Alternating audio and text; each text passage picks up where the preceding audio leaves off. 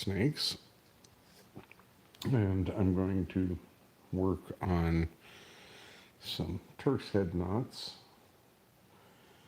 So I'm going to build a Turks head. I'm just doing some stuff live to keep people entertained.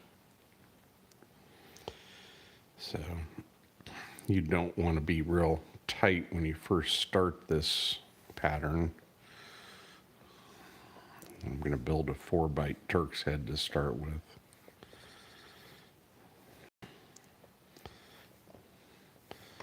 So on the first pass around, you go around, you cross the tail, and then on the second pass, which is about 90 degrees, you bring it under.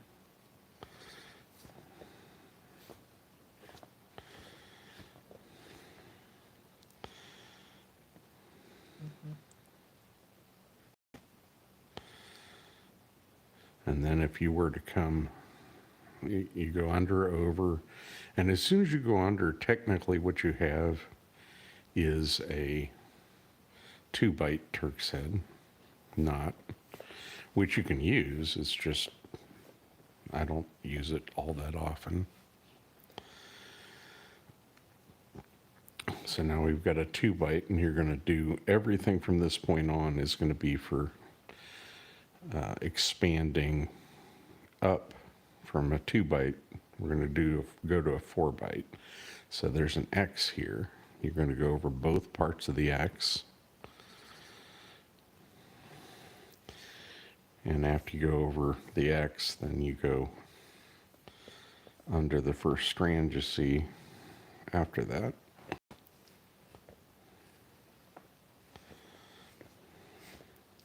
And this is just an easy way to remember how to think about this pattern.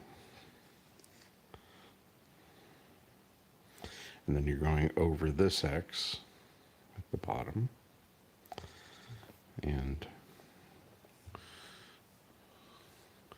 there, welcome. This is Chuck with Pocket Snakes. We're tying some heel knots here on a mandrel to start with.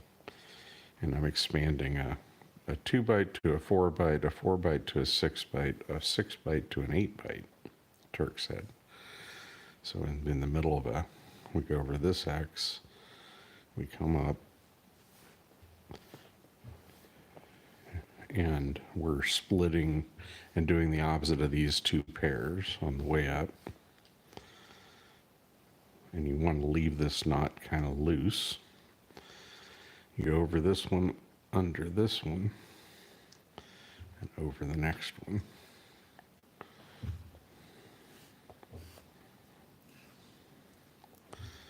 And it's kind of a pretty purple, this lace or string. This is hand split leather string.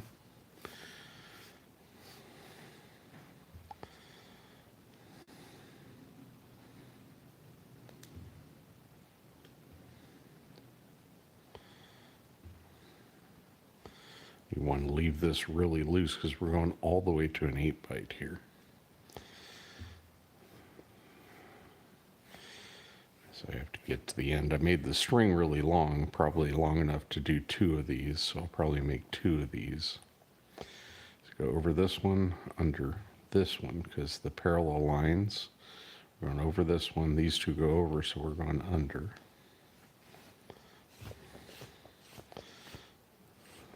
And we're not even snugging these, we're just laying them. And then once you come up here, you've got a 4-bight Turks head.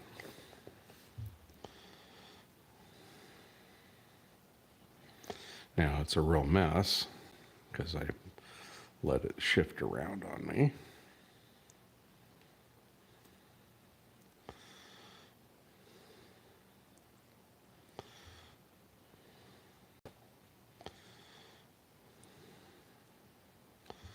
So you have to get everything where it needs to be.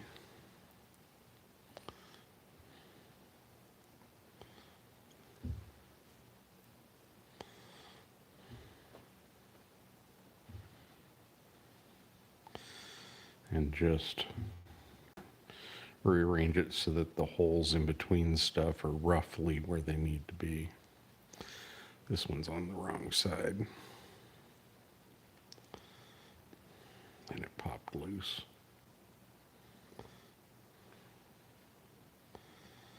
But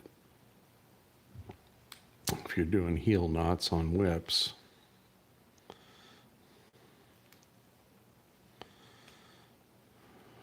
when you keep it real loose, you're going to run into some issues as you do it, and it's nice to know how to do it. So we have a square shape because this is a 4-bight Turks head. And the holes are roughly even. So now we're going to do an expansion pass. We're going to follow the lead on the way up of this string. And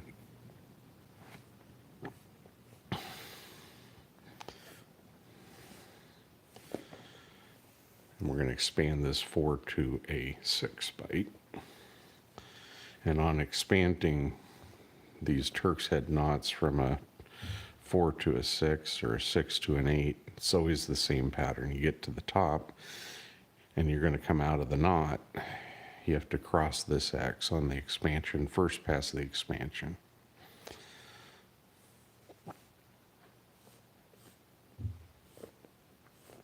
And again, you want to keep this kind of loose. You don't want it, because this knot will tighten up as you add more and more passes. And we're going to do the exact same thing. We're following the left side now of the string coming down. And we crossed an X at the top, so we have to cross an X at the bottom. So here's the X at the bottom. Notice we have parallel lines here. So these two go over, we're going under.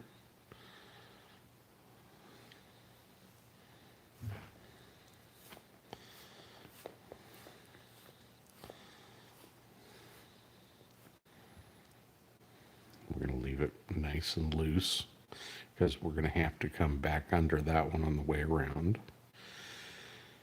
And up here, we're following the right side of that strand as we go up.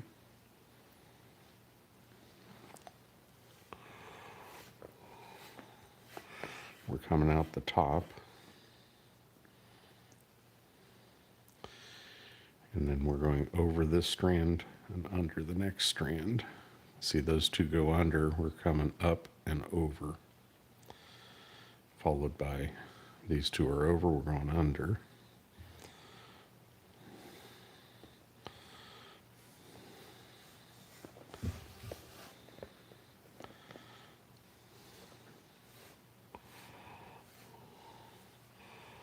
Again, we're not making this super snug or super tight. We're just trying to set it on there. And the shorter the string gets, the less you have to find. So, see how we need to go over this one because those two go under, and then these two go over, so we got to come under here. And that's how the expansion pass goes.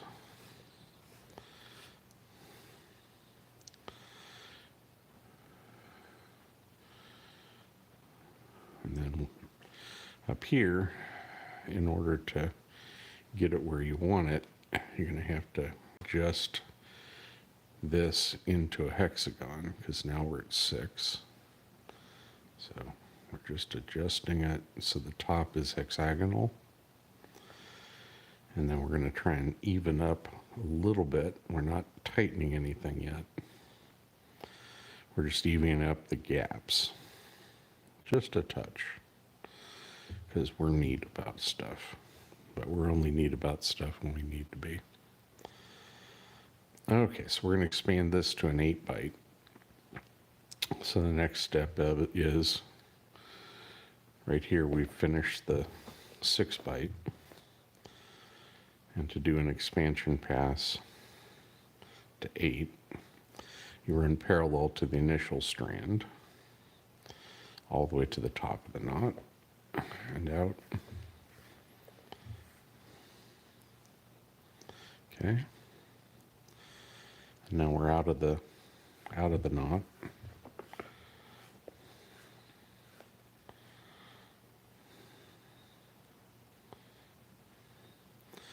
We're crossing this X because we're doing an expansion pass.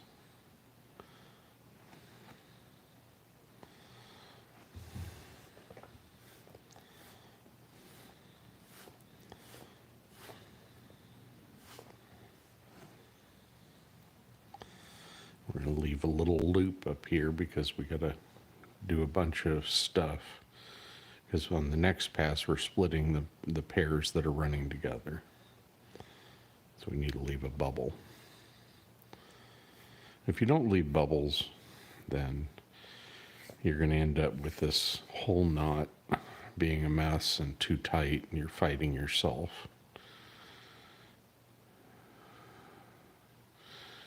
Okay.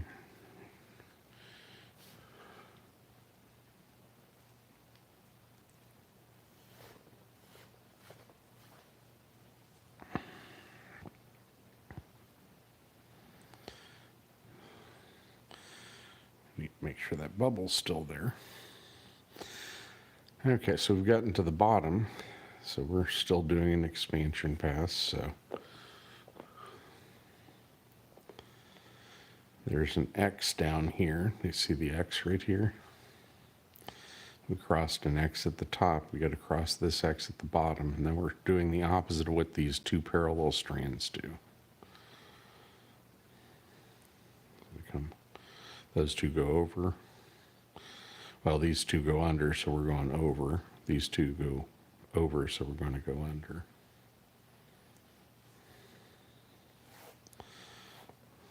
These two go over, so we're going under. And then these two go over up here, so we're going under.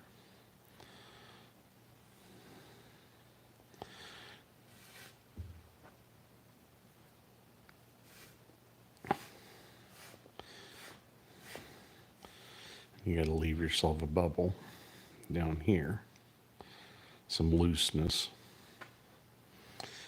and we're out of the knot up top.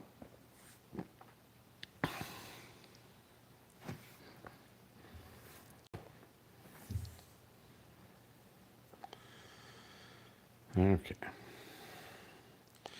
Since we're coming over on the way out, we have to come under, and this is the strand down here we have to come under. See how those two went under? We have to come over. And then these go over, so we go under. Those two go under, so we're doing the opposite of what that pair, that running pair is.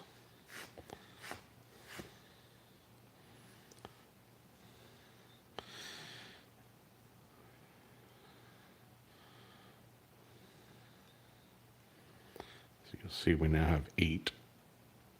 1, 2, 3, 4, 5, 6, 7, 8. Okay, we're following the parallel strand. Those two go over, we're going under. They go under, so we're going over. And here's where that X, where we went over the X, you have to get under here, because those two go over, we're going under.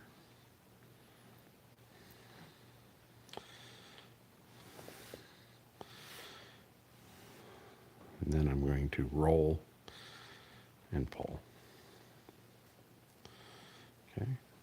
And we don't want it too snug because we're going to interweave this into a pineapple knot. I could also do gaucho fan knot or a gaucho knot. You know, there's a few different interweaves that you can do. A pineapple makes some V's.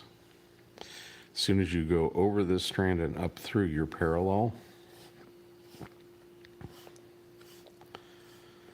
and so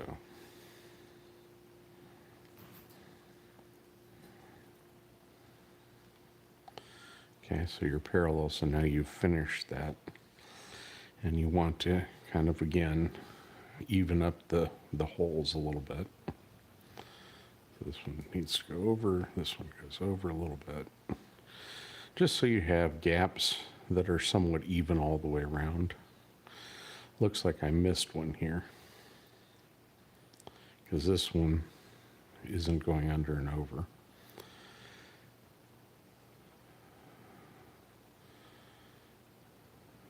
So I got to undo it because that one didn't match the pattern, I'm guessing. I missed something. Well, this is why I do things live, so you get to see. You should double check the knot when you get to a Turk's head because it's over one under one.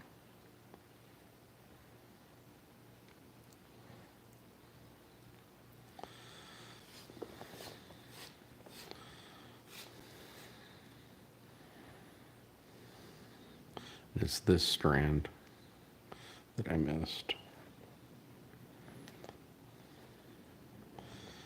So just for laughs, 1, 2, 3, 4.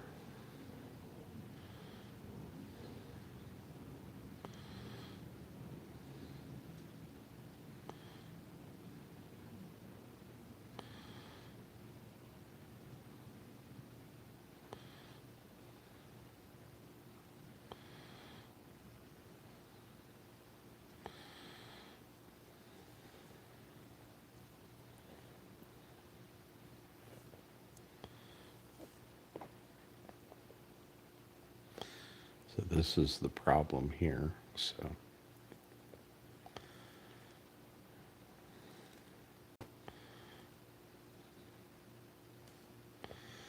and you will make mistakes. I've been doing these for a while and I make a lot of mistakes. So.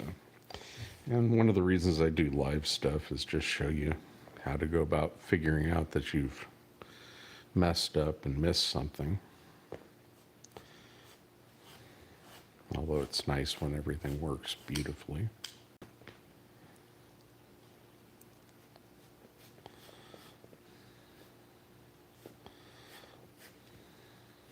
It was probably during that expansion pass that I missed one.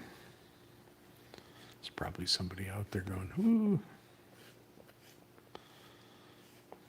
So, if you make mistakes, just figure it out and try and pay more attention next time. I make mistakes all the time.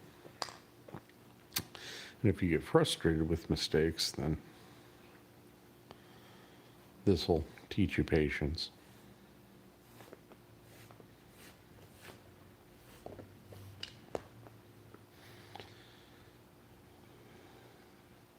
So it's not this one. I got to back it up all the way to that one.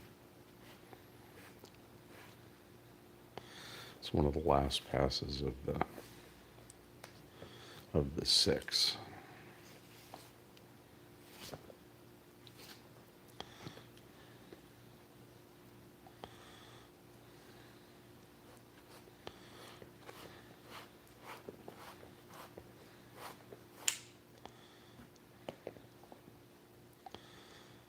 See, this is where I missed it.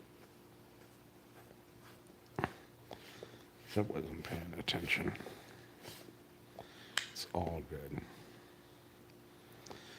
Okay.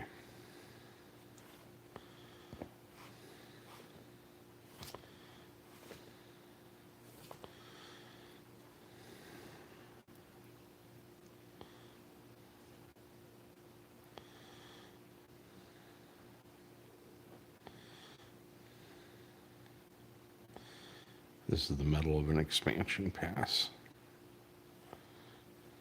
No, this is not an expansion pass. Because this one's doing the opposite of those two. So that's how you figure that out. So we're going under there, over, under, over.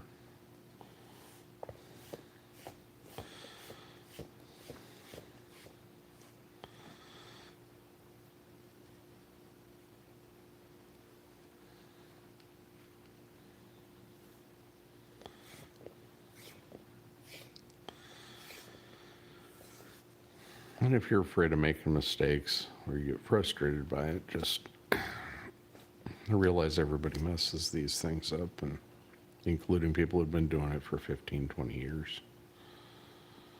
Just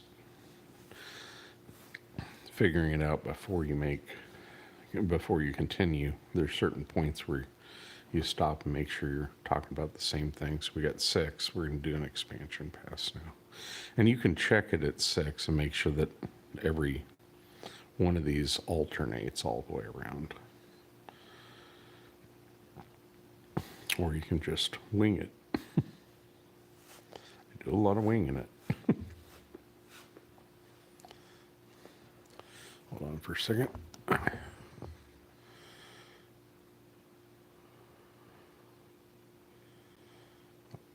lot of people call it energy. Others.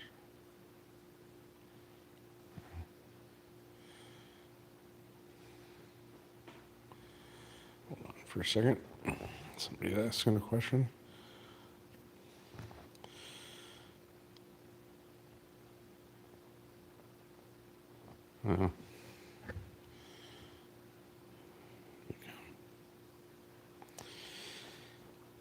Anyway, if you guys have questions, you can leave them in the comment.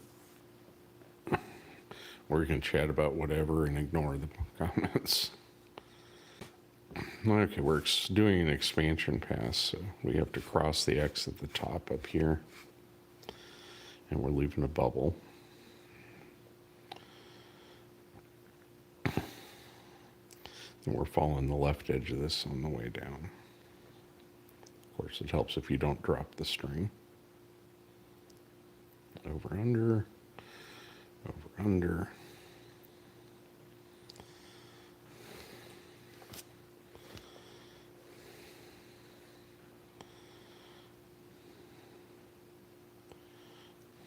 Okay, and so see how these two go under?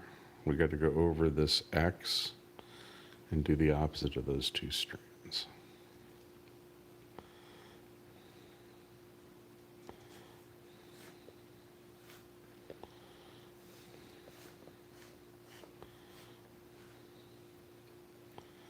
Leave yourself a nice little bubble, because you can always tighten it up later. But if you get it too tight to do the interweave, you'll fight the interweave. It'll take you 3 times as long.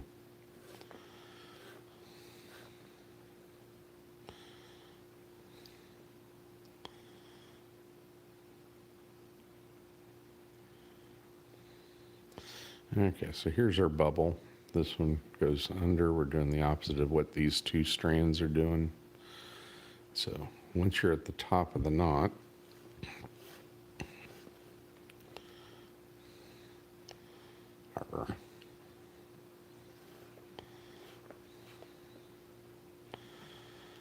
you'll see why the bubble's useful. Both of these strands go underneath, like so.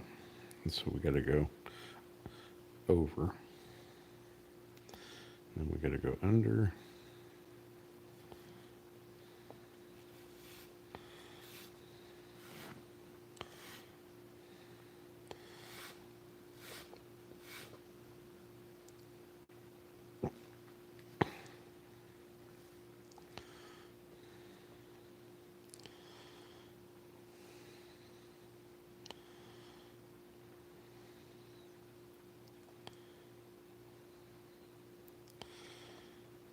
Okay, so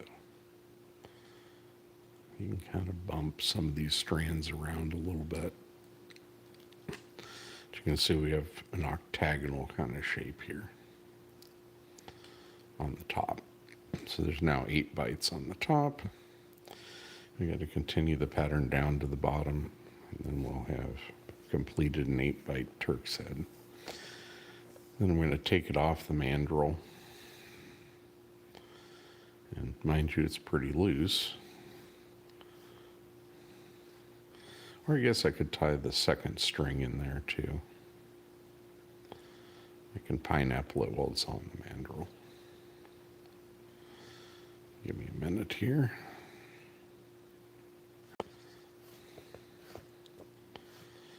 Okay. Once you're parallel here,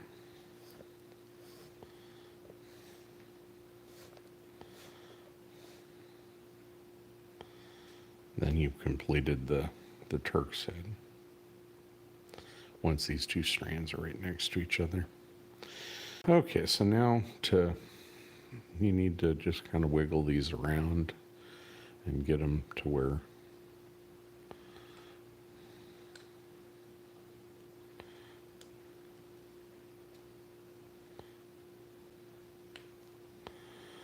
the holes are roughly even.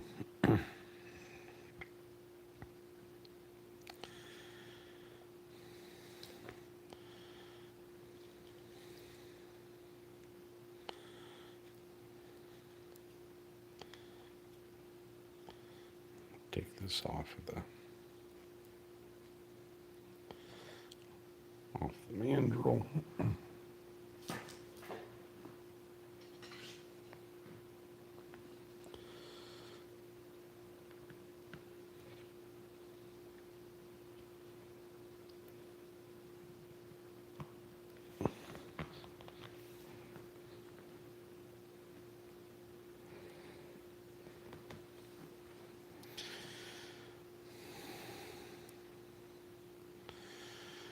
So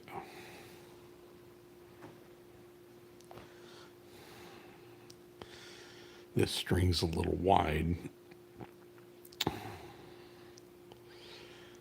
so I may have to do a 6-bight on the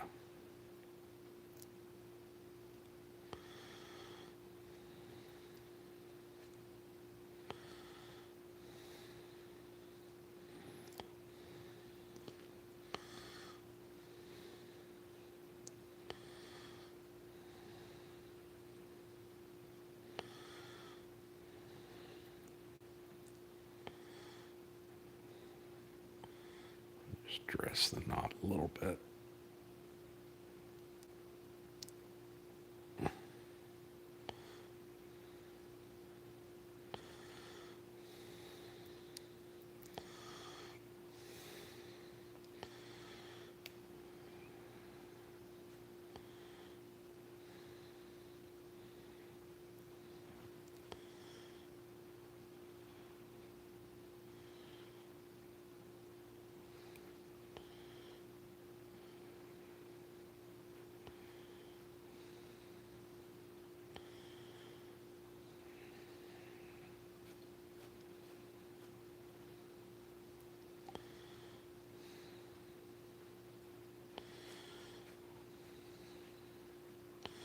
Not really snugging these. I'm just trying to take the slack out a little bit. Just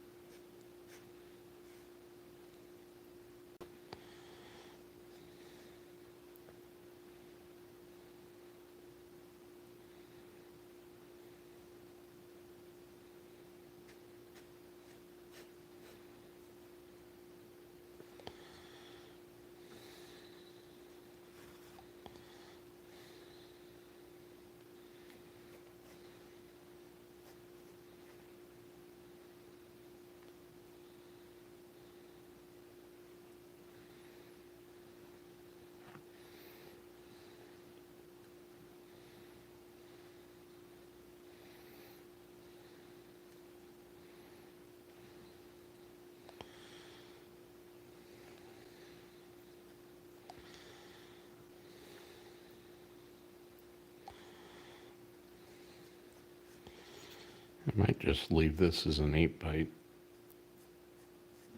put it on the ball. And then I'll come back and do a 6 in pineapple. This lace is wider than the item I'm covering needs for a pineapple.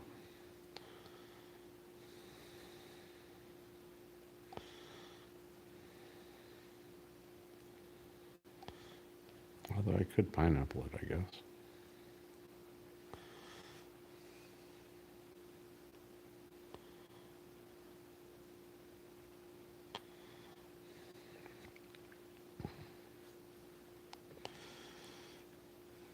Let's add a pineapple pass anyway. It's going to be crowded, but it'll be fun.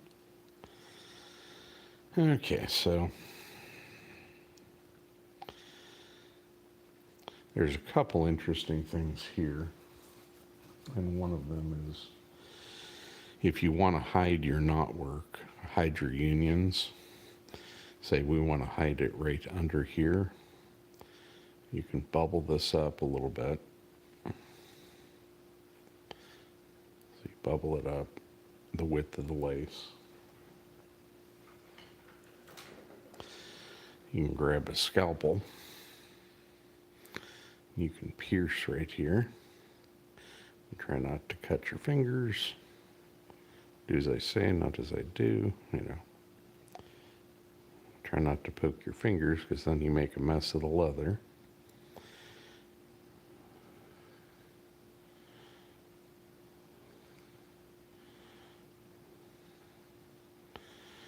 Okay, and once you have a little slit,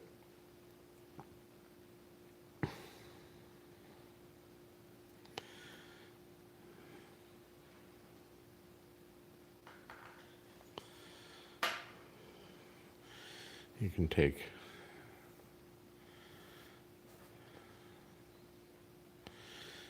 your braiding fid and you can open it up this way, shove that tail down through at the bottom. This is just a useful hint for hiding your stuff. I always try and share those. So we go over this one, under this one.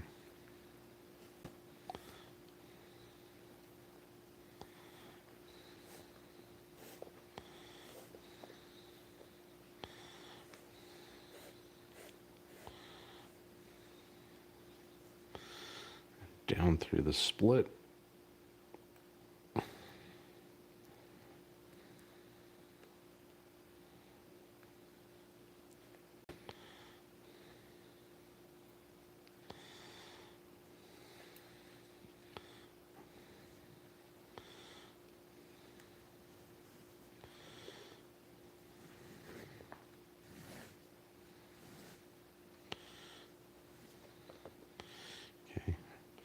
You want to twist this so it's a 90-degree crossing.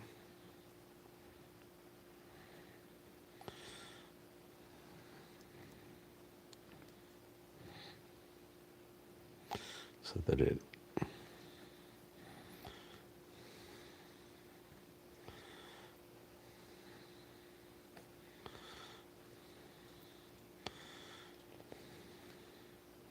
crosses through parallel.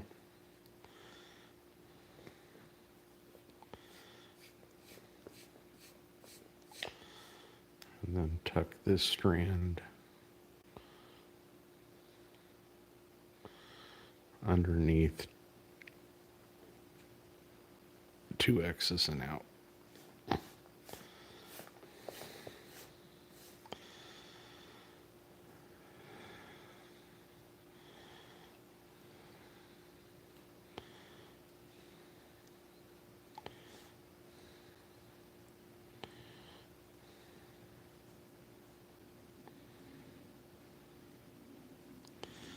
We're just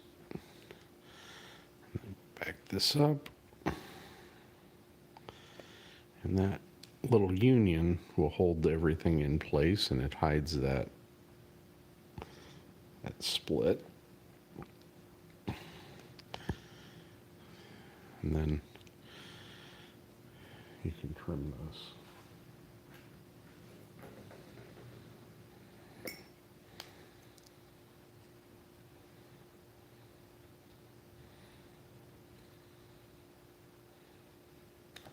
That is one dull scalpel, man.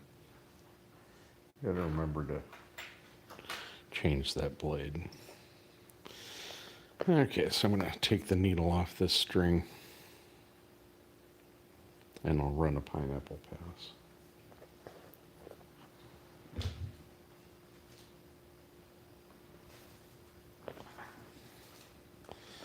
So I have some black string.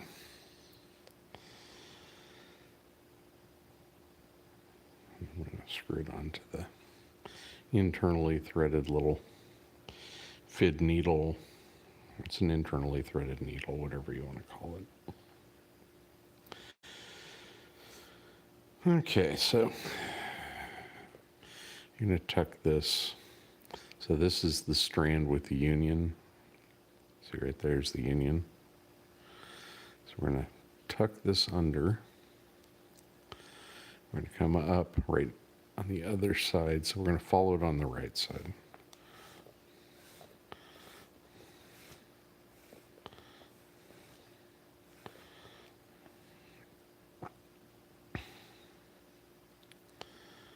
And this black is stretchier and thinner than the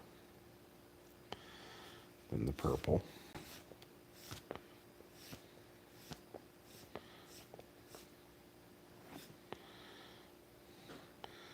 And I'm pinning down this tail down here so I can actually bring it up alongside and kind of snug it in. And on a pineapple pass, you don't come out knot. So you follow this strand, and before you leave the knot, you go back into the knot.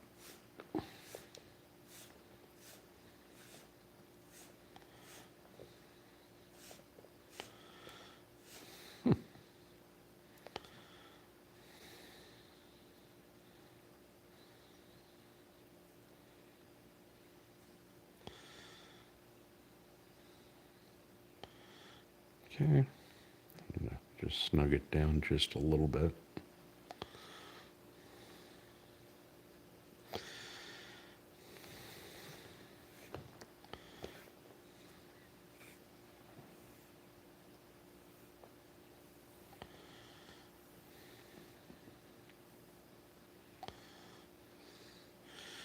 Okay, remember I said you leave little bubbles. Here's how to leave bubbles. So we came out of this hole, we're going to go back into this hole, and we're going to follow the strand on the left side on the way down.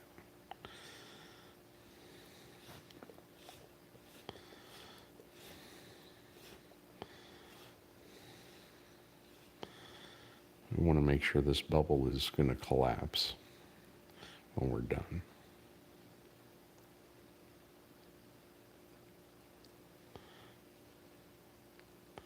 Like so, little bubble.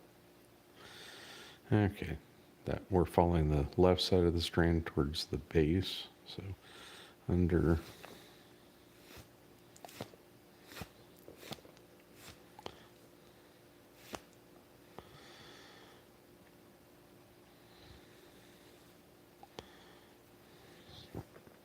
over, under.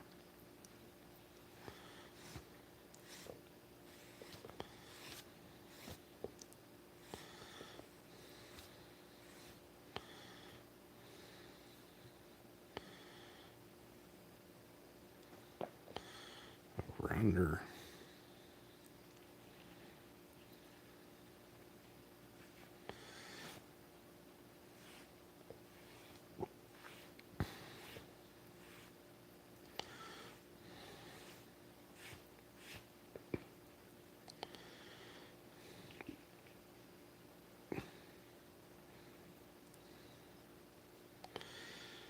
Okay, and we're not out of the knot yet, we're still in the knot.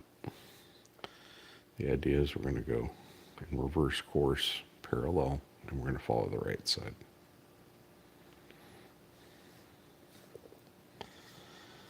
And we're going to leave another little bubble.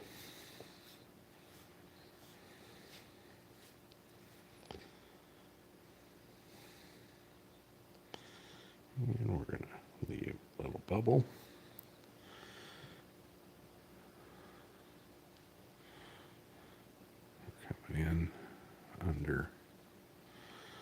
over, under, over.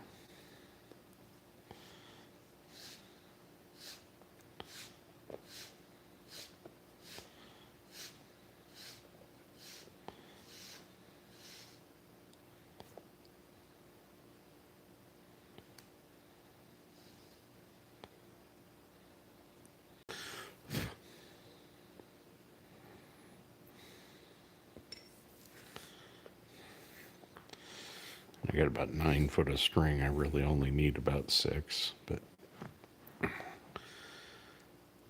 okay. We're following the right side of this.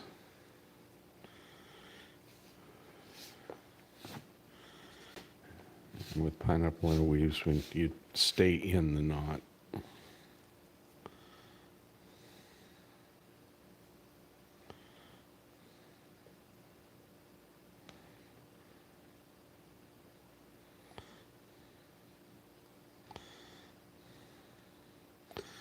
So we're still inside the knot. We're coming this, we're going to reverse and go back the other way.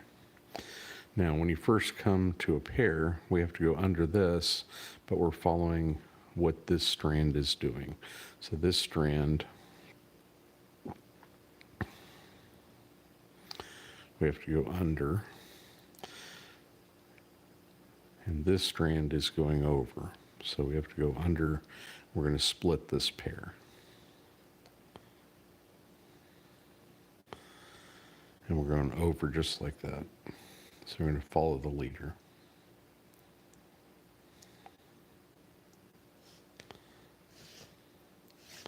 And we're going to leave a bubble.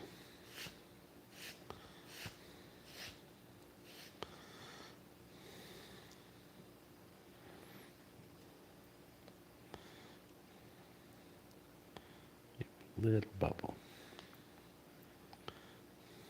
Okay. Wow.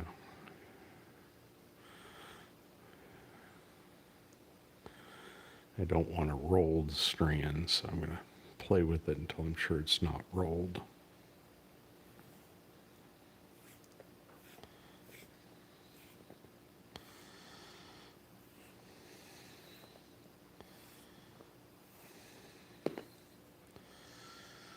Okay, so I'm following the lead of this.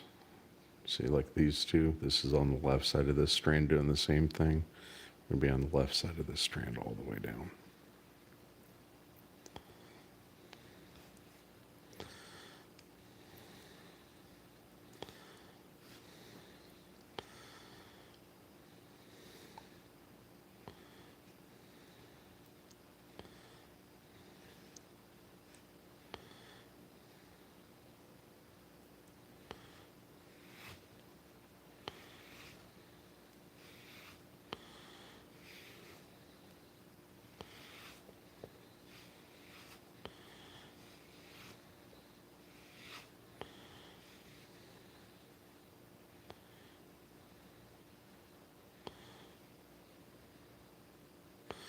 Now, don't pull hard enough to pull your bubble through. You want to leave your bubble where it is if you can. Okay. Now we're not out of the knot, we're still in the knot. We're going to follow the right side of this string. So we're coming under and splitting because there's 2 strands.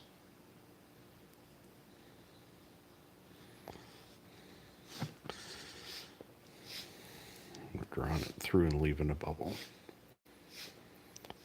And the bubbles will get erased when you dress the knot and tighten it up. And this thing will look really nice, hopefully, once it's all snugged down good.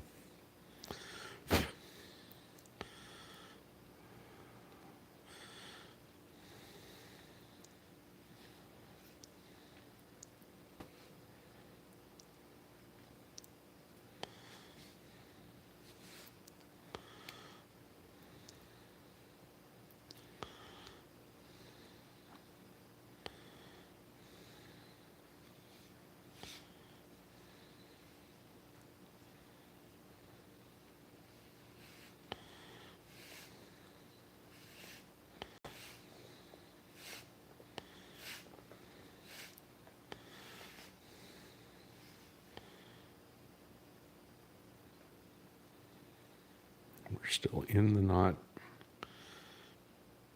And we're going to reverse underneath. And up here, you have to split this pair and do the same as what that is. But now there's another pair, so you split that pair and do what that purple strand's doing. So we went over 2 under 2 over 2.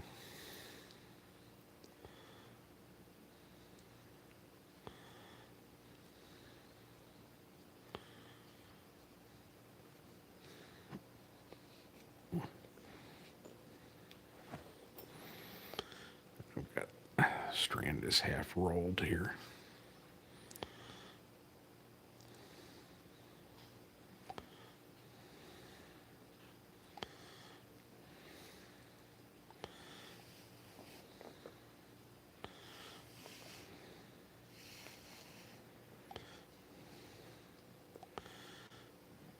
You want to make a little bubble.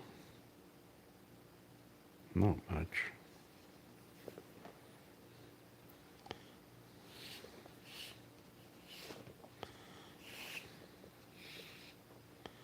Okay.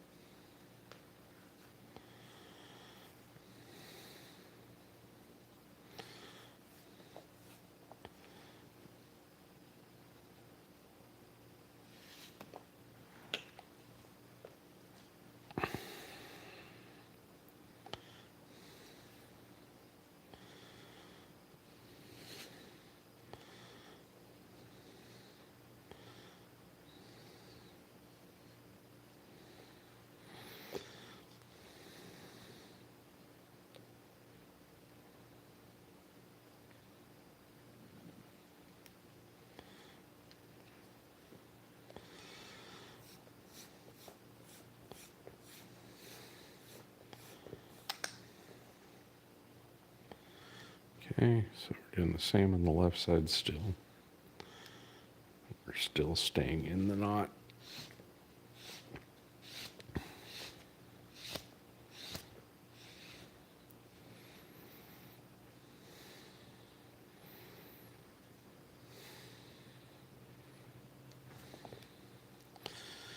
Okay, we're turning 90 degrees. And we're going under 2 because we have to split this pair. And we're following this lead, so we're over the top of this one. And then there's a pair. And the purple strand goes under, so we got to go under the purple. And then back out.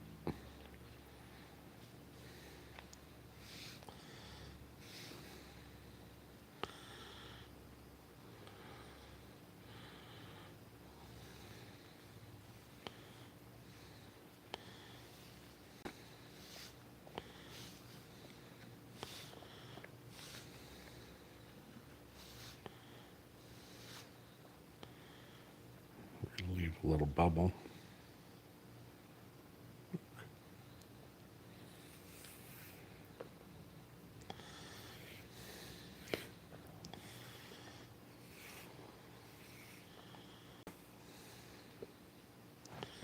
If anybody has questions for weaving knots or cutting string or anything interesting, please ask away.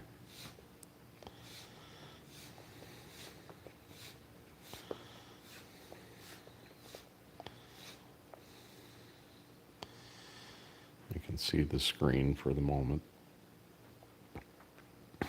Okay. Following that right side of the purple strand, staying in the knot. I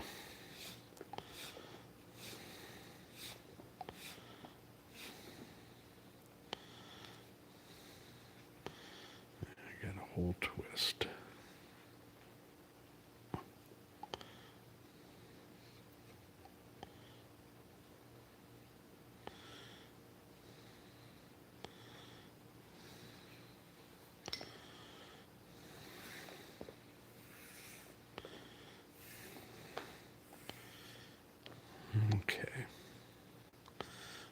reversing and going in. We're going to follow the left side of this. So we're going under, and there's a pair, so we have to split the pair. And the purple goes over the purple, so we're going over the purple.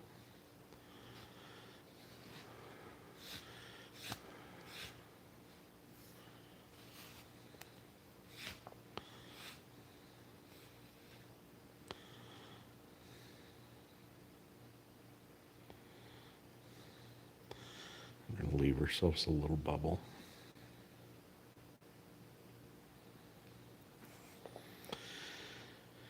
And there's a pair, so this one goes over, and then it goes under the purple, so we're going under the purple, and then there's another pair, so we come up and do what the purple's doing to the purple. So over.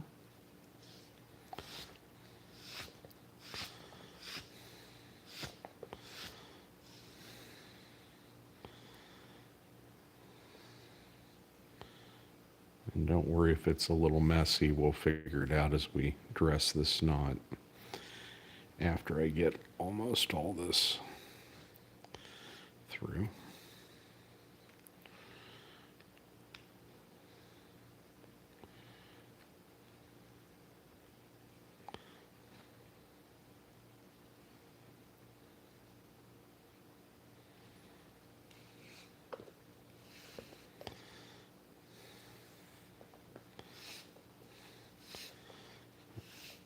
Somewhere in here I lost the which side is the skin side and which side is the flesh side, so you want to give it a half twist to bring the flesh side out and pinch it and it'll pull through. There's no reason to fret with this. Everything's fixable. You can always undo it.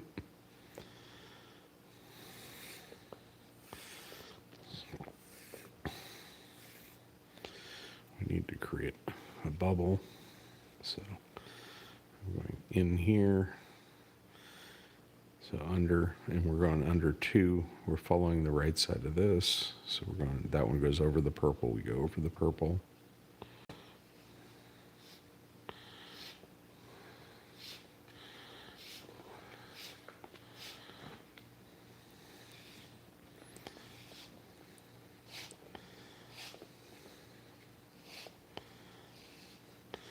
This ball is a 1.25 inch silicone bead I had custom made because I use round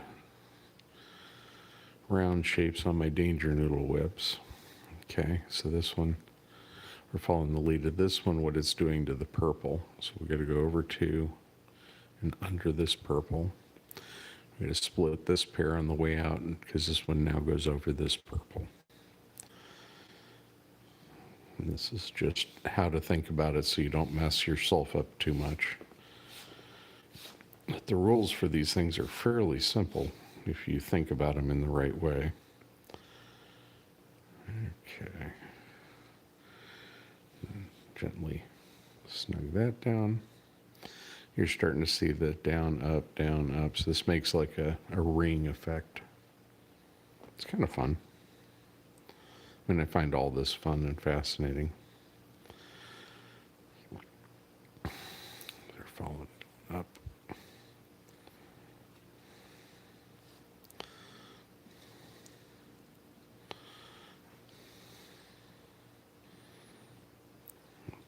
Pop out here. We're still inside the knot. Get the corgi hair out of there.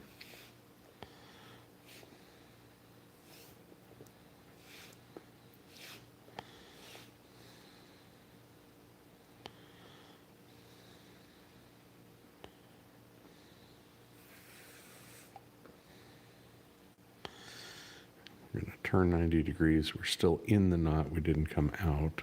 We're reversing, following the opposite lead, the left side of the purple. Going down, but we're splitting the pairs. And then it goes, the purple goes under the purple. We've got to go under the purple.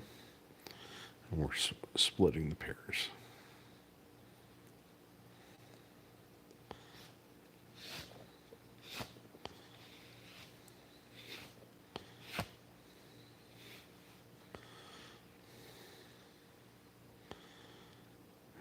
Okay, so now I've got a full twist in it.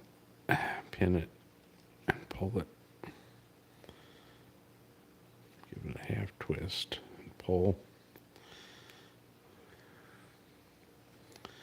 Get your little fit out and fiddle with it.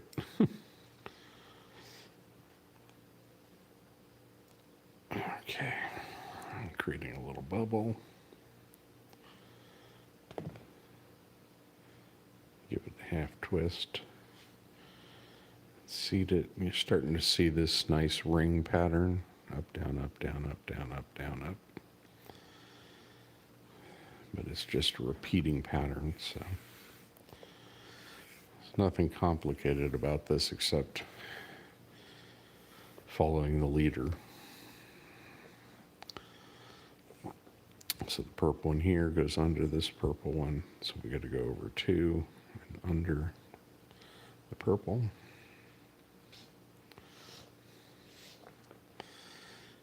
We're going over and under the purple.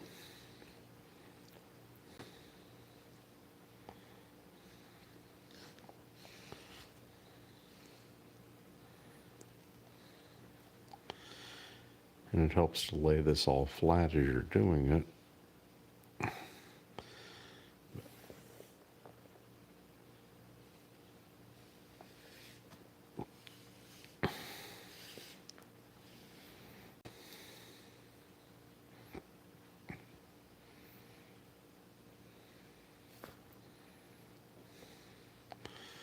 Still inside the knot because we didn't cross that strand. We're going to go under. I'm going to get my fit out because it's starting to get tight. Got to go under those two. We're following the lead on the way up. Split that pair. Under and split that pair.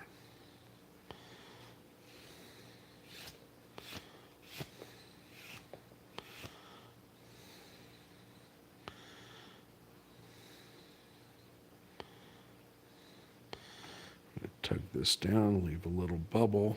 See the little bubble there? There you go.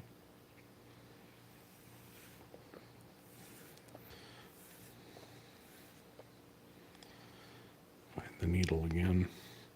This goes over, but we got to split that pair and it goes under this. So we have to go under that. And we have to split the pair in the back out and go over because it goes over.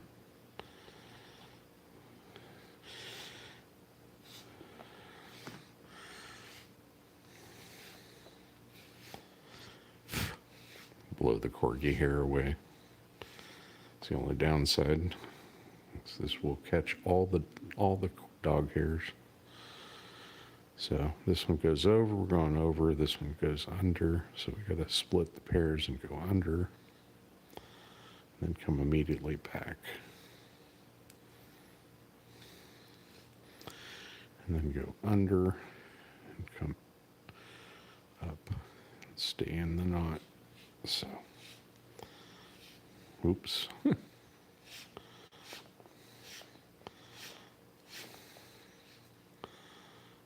Give it a half twist. Pull the twist through. Gently seat it. So now we have a pattern here.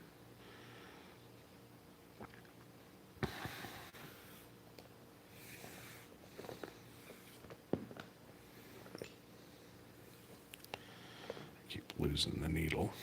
Okay, so I gotta go under and split the pair and come up. So we're following this lead now on the way back.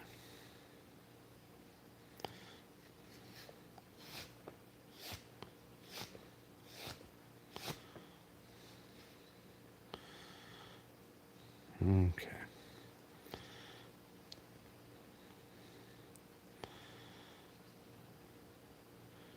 Want to create a little bubble.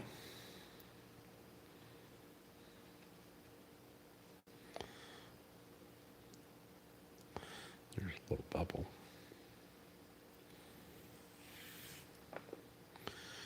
Okay, so this one goes over and it goes under this strand, so we're going to go under the purple,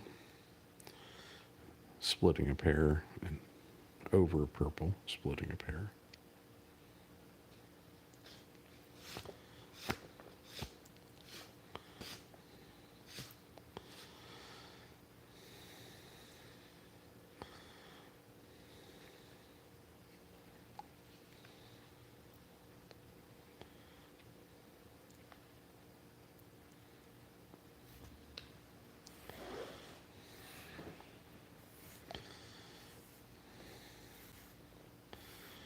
Make sure I get to where I can. Okay, so this one goes under the purple. We got to go over two because we're splitting a pair.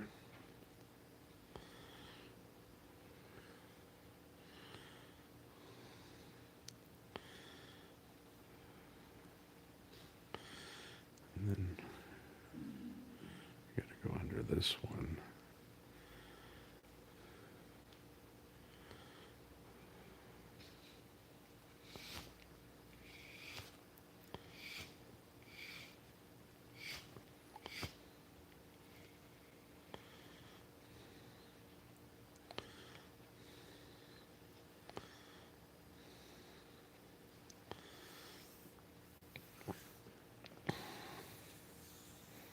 Way too much black string, but this is how I do it to be efficient with string. Okay, so going under and splitting a pair.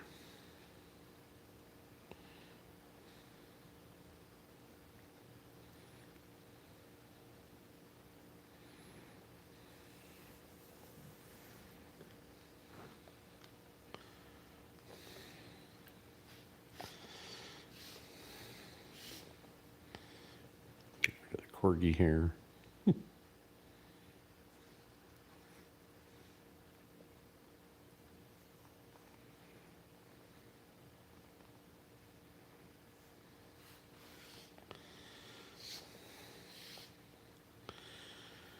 Okay.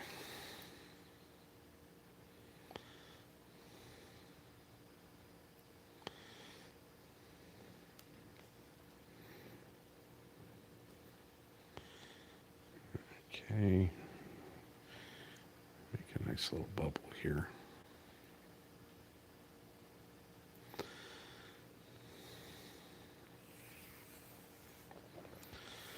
And you're going to need a braiding fid, like this little Osborne braiding fid.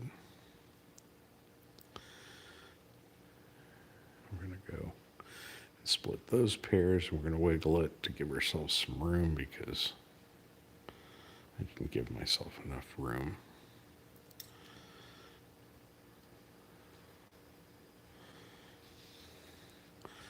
And over these two, splitting the pair, and under and up, splitting the pair.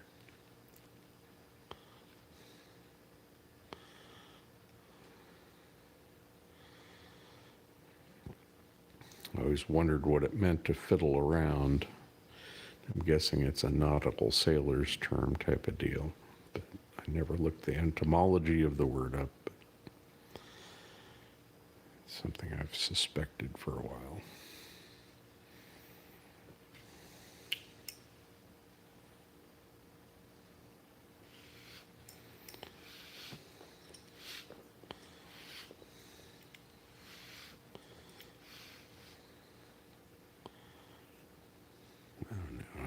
Full twist now.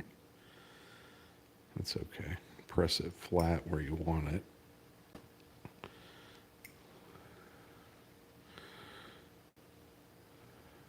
Pull it up. Give it the half twist you need.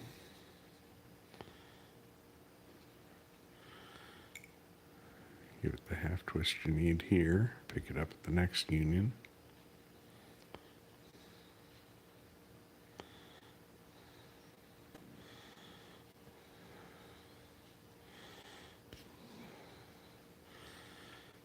Okay.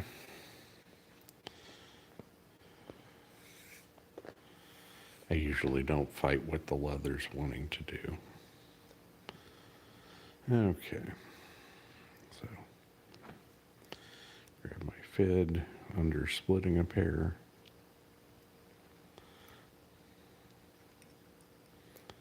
So under splitting a pair.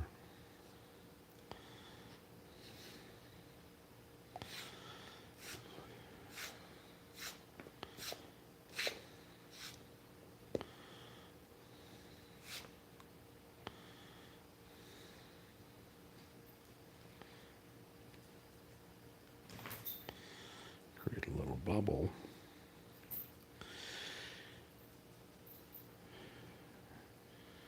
We got a couple more bubbles to form and we'll be complete with this pineapple, and then I'll have to dress it.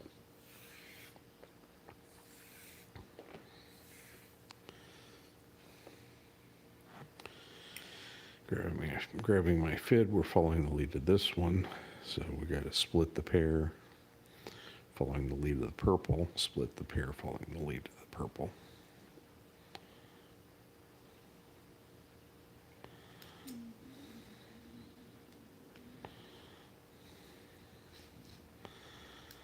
We have to split the pair following the lead of the purple. Split the pair following the lead of the purple coming up.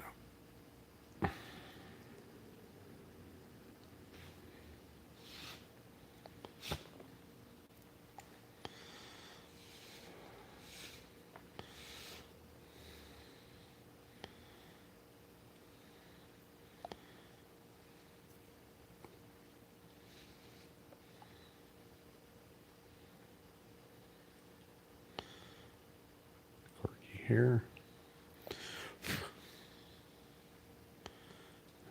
Seat it. Okay.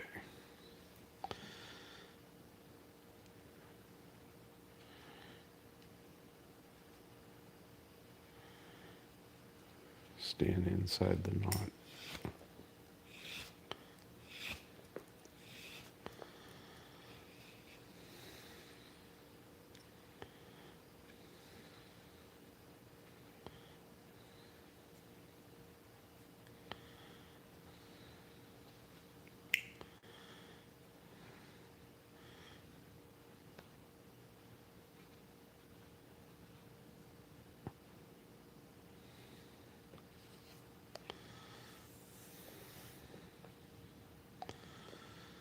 Okay, and then on the way back up, switch to the right side of this pair, and we got to split the pair.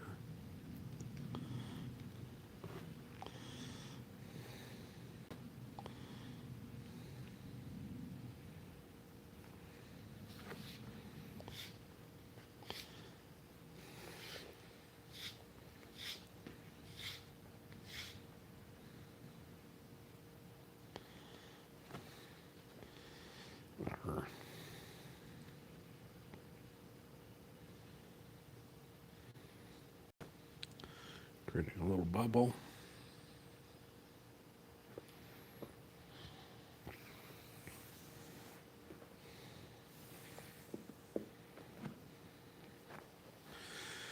Okay. So we split this pair, and it goes under the purple. Then it comes up splitting that pair. Just fiddle around a little bit.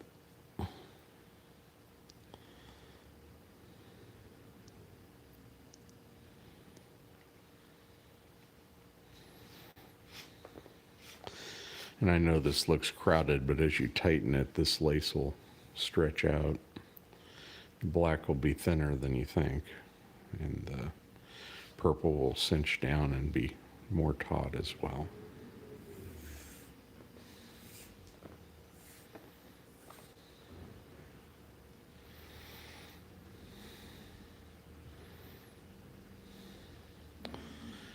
Come in, splitting a pair, come out, splitting a pair.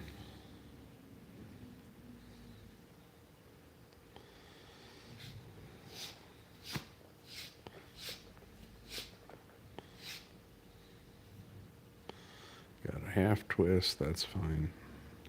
Pull the half twist through.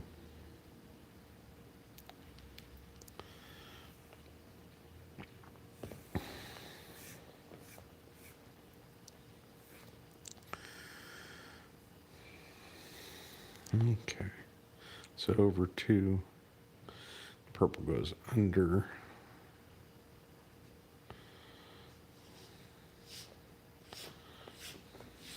Oops, I gave it an accidental half twist.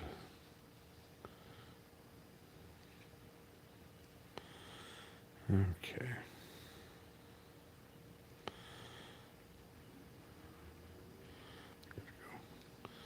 Under, splitting a pair.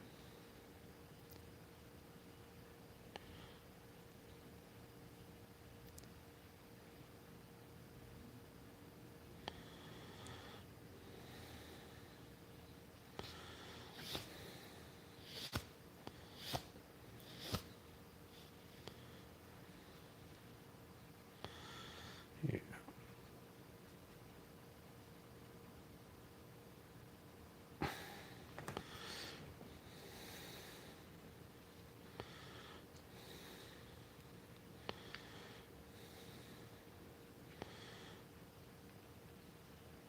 You kind of play tug of war a little bit to get the lace to behave or string to behave.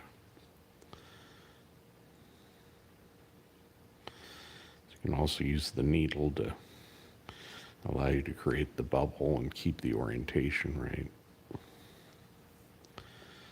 Okay, so this purple goes under that purple, but we have to split the pair on the way in and the way out.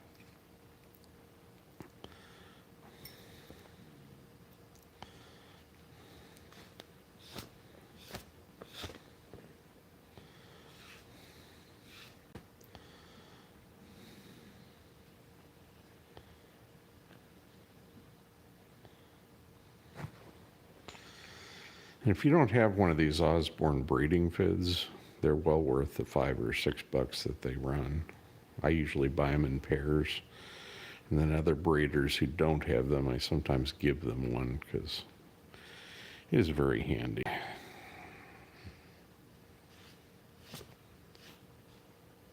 I've got a bunch of other fids and other things, but I really like this one. Now look, I had a curly Q. Means I have to do this again and find the top side of the string. Okay, so now we're getting down to the last of it, and it's trying to bunch up on me. So you have to split the pair on the way in.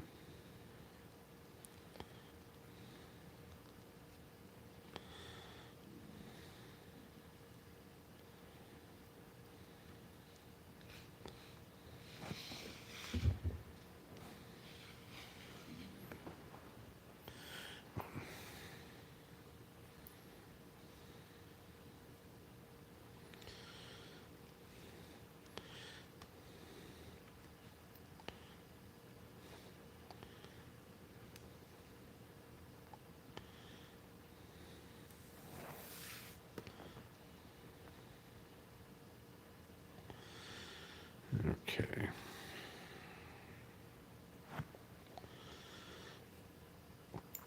Like I said, it's getting tighter and tighter.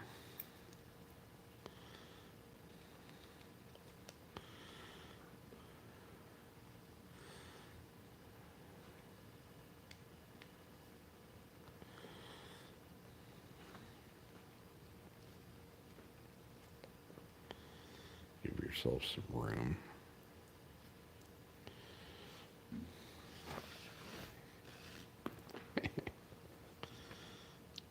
Corgi hair, go away.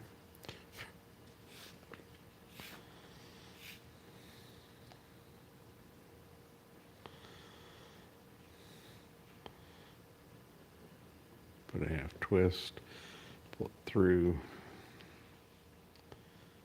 You're making the little bubble nice and small. Okay, this one goes under that purple, so we're going to split the pair on the way under and split the pair on the way over. Create some room, get the corgi hair out. And we're back where we started, it looks like. So that's kind of cool. So we're done with the pineapple pattern. And it's not very pretty. I'm going to show you how to dress this, but it takes a while to, because you got to do 8 circuits to pass it all the way around.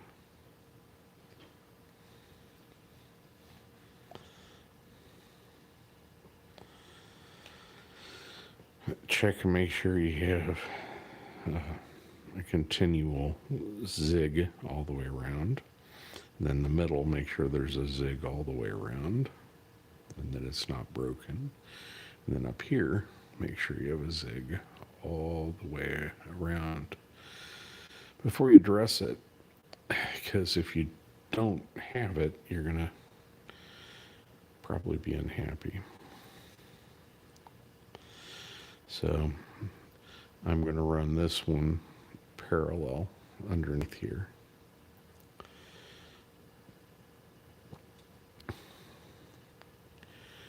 And I'm going to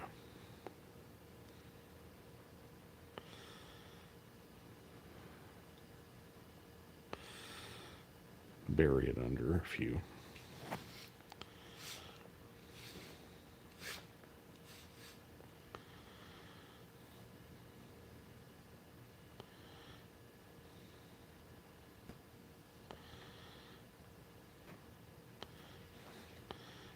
And sometimes you have to hide the ends or hide the tails. They need to go under 4 strings at least, or they'll come undone potentially.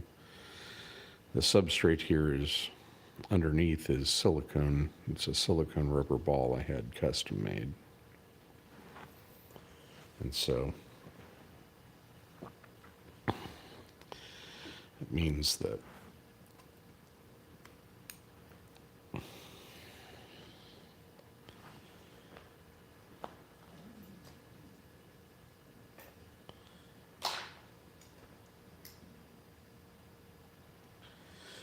as I tighten this, I can compress this more than you might think. Okay. So this,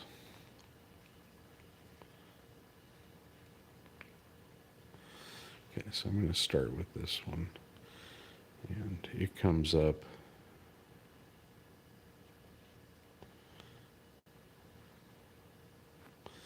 You pull on the tail, you see it's right here. So I'm going to just snug down the Turks head part, so the purple part. I'm going to change the angle a little bit.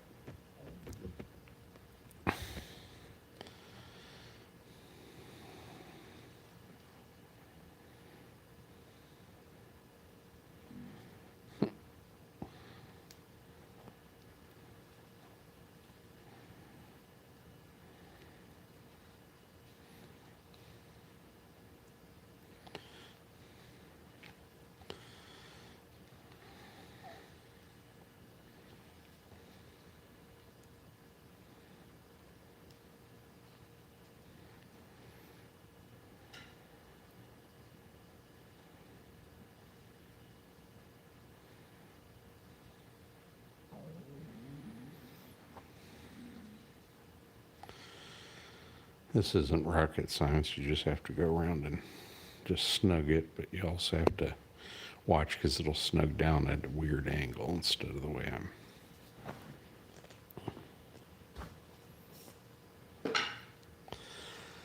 Instead of the way I'm wanting to do stuff.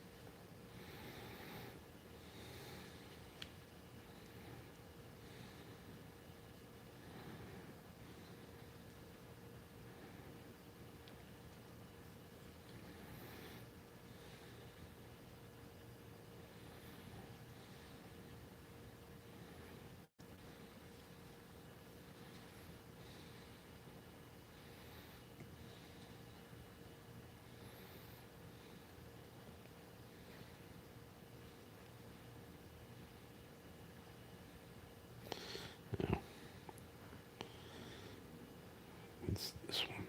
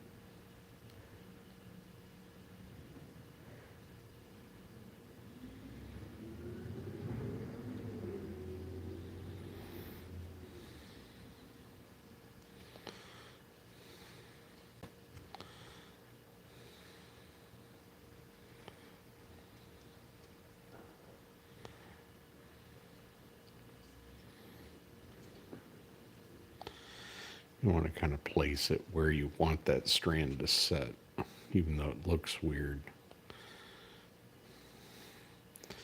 I'm just making a pass, the first pass with the purple, and then I'll back and do the pass with the black. And I may come back and tighten up the purple because it pops all the bubbles we did with the black. Tucks them inside, and that changes the tension on the purple. So.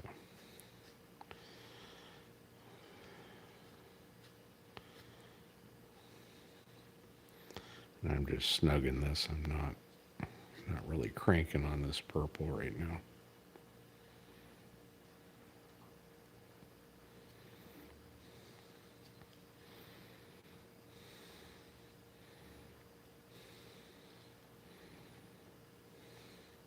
You can see how these, as I'm going around, are popping these bubbles inside.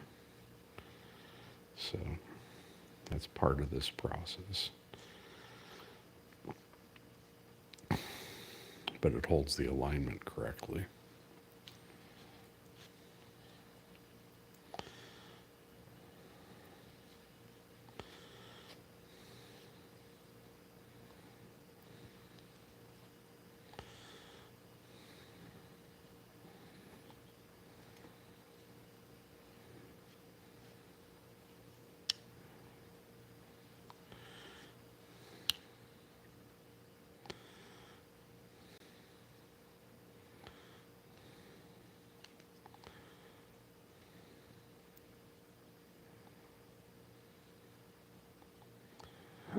Okay, so I have hit the end of the purple now. And so in order to get this through the piercing I made earlier, I have to grab this strand and pull. Now, my fingertips are pretty tough, but they're a little slicked up right now.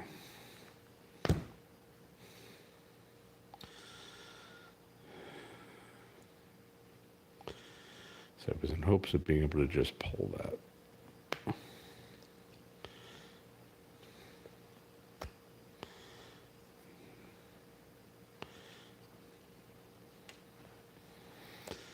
So I can slide the stuff sideways because that's way more than I need for the purple. Or I can try pulling. See, that's the union for the purple.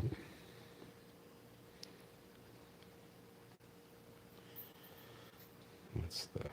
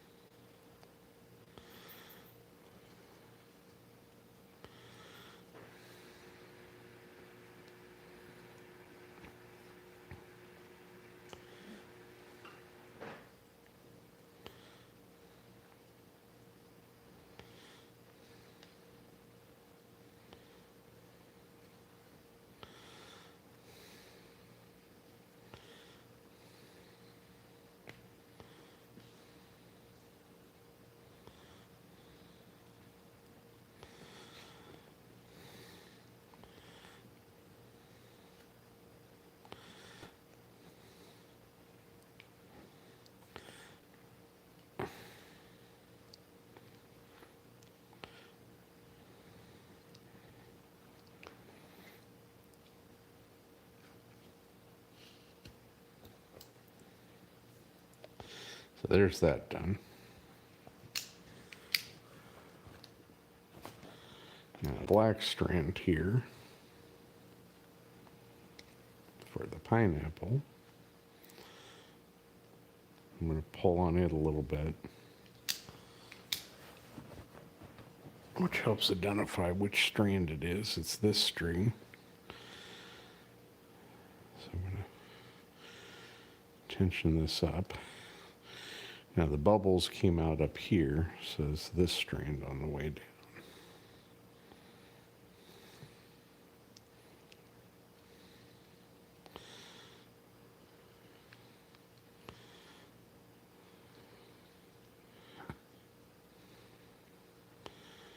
And then it's this bubble, which is this string on the way.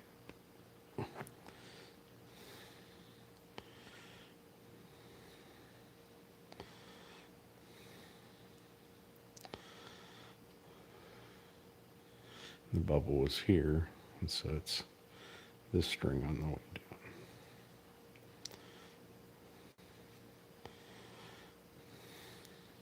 down.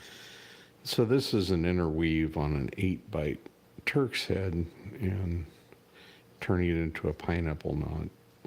And I like the knot. It's kind of pretty. It takes a while to tie. So the bubble was right here, so it's this string here.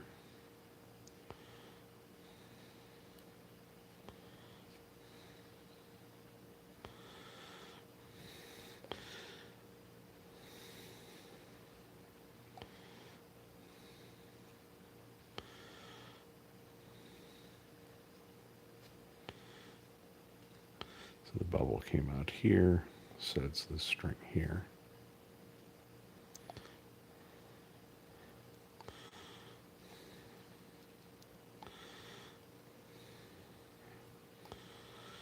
The worst thing is if the lace is too weak and it starts breaking as you tension all this up, or if you missed a stitch somewhere, you don't figure it out before you get to the dressing stage. So,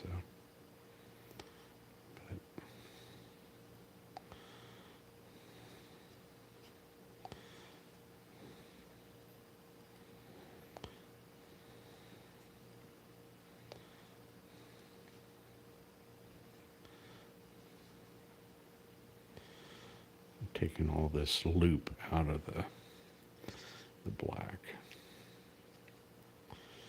It looked like it wasn't going to tighten down. It looked like it was going to be really crowded, and it turned out okay because the black is Stretches down really nice.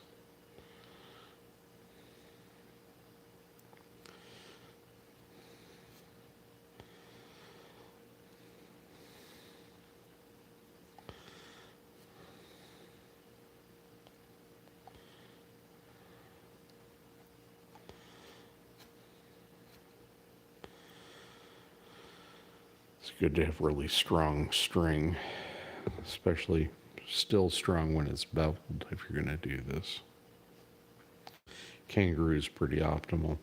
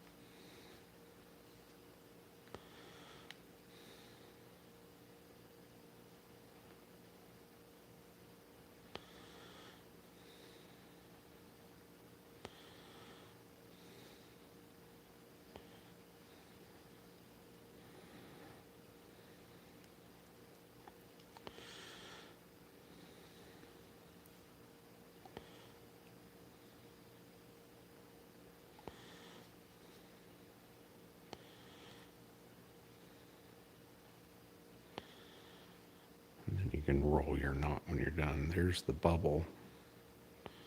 You pull the bubble back.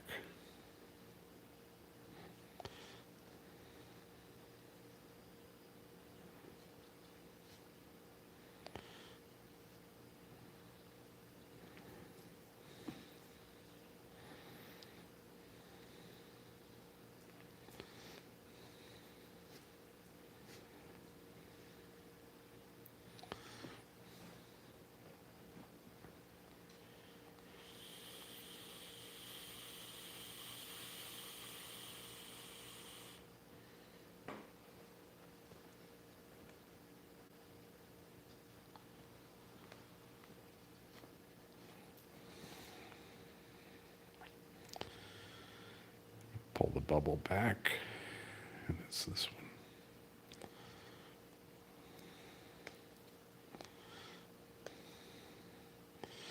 The more you tighten this thing, the more tight it gets. I know that sounds stupid, but you got to be more and more careful not to be pulling longer pieces of hide. This black happens to be Horween horse string. So it's Horween re-tan. So it's veg tanned and then chrome tanned or whatever. So it's like a latigo. It's very tough. But it's worth it for making string because the string is super tough.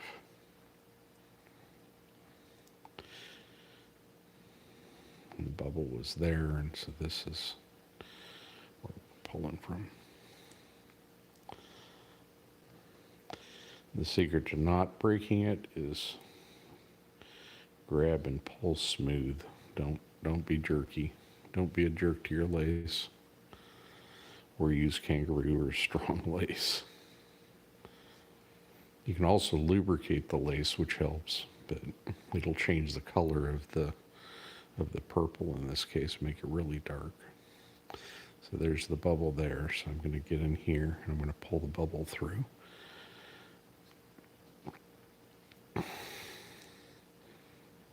And the bubble was up here, so this is the string.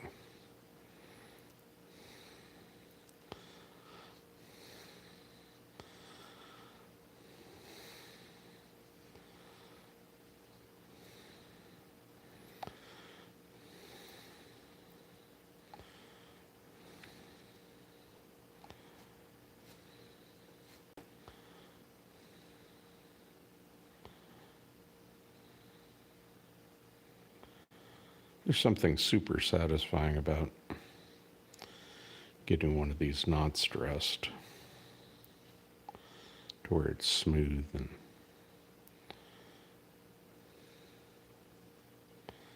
laid nice. There's the bubble. I'm going to pull the bubble through because that aligns it this way, which makes it easier to pull through. But having the bubble there makes it a little bit easier. You don't have to do that. You can pull the bubble through as you're tying it, but then it tightens down really tight where you don't necessarily want it. This started off as 1/4 inch lace, and the black is turning into about 1/8 inch after all this stretching. So I'm going to pull the last bubble through, aligning it with there.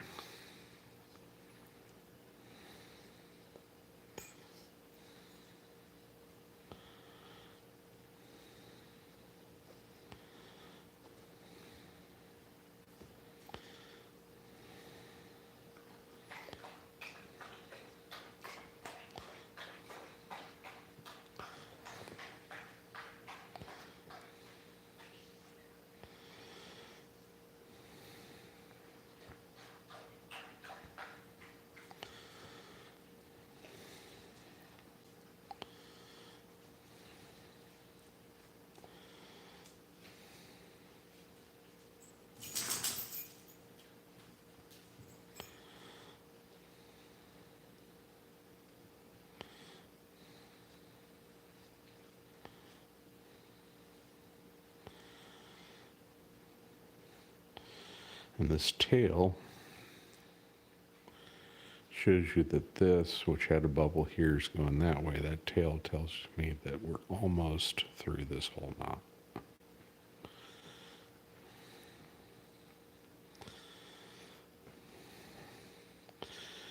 Then I'll probably go tight, adjust the purple a little bit.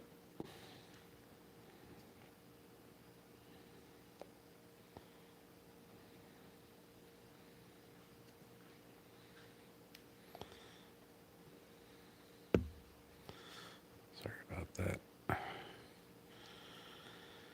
Okay.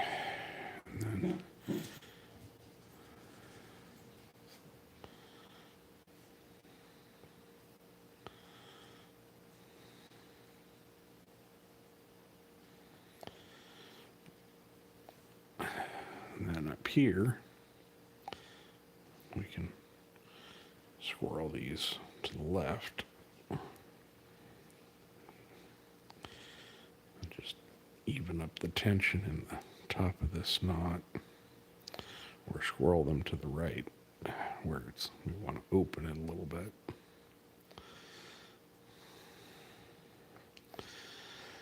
So you got 1, 2, 3, 4, 5, 6, 7, 8. So there's 8 bites, and then there's 8 bites in the pineapple.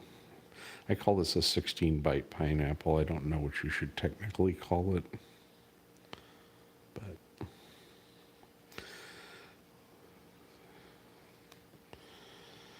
and I don't know that I need to tension it more than that. I could, I suppose, go through another pass with this, but it's really hit and miss. Probably should just roll this at this point.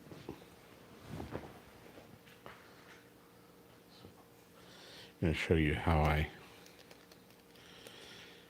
work with taking the top off of stuff.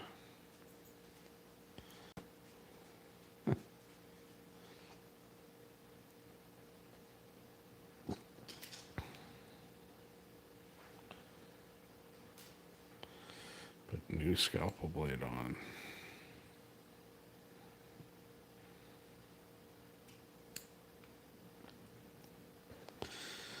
So if you pull down here and you lay it where you want it, it'll just peel that out, keep it under tension, put it where you want it.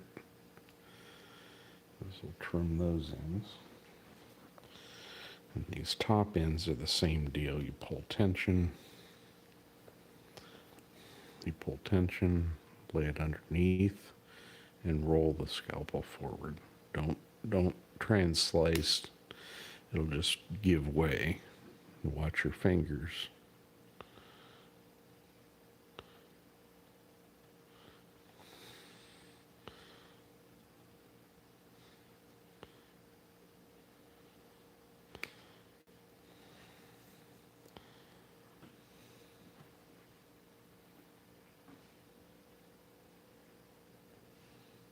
Don't drop the scalpel on your toes.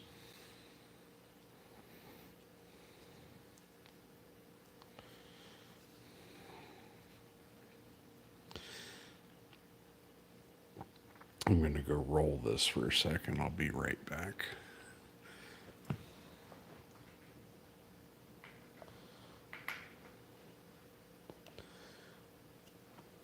Well, actually, I'm just going to pop this off.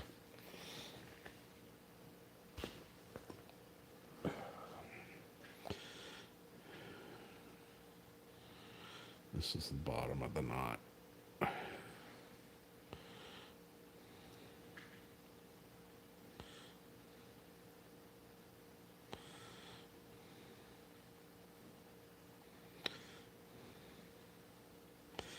I'm evening the tension out on one of these, especially on something malleable, is always a bit of work.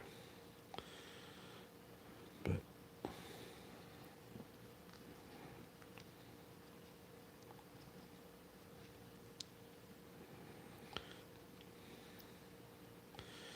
you can work on this and polish it up. Lay it all down flat. There's always going to be an extra bit of a bump, but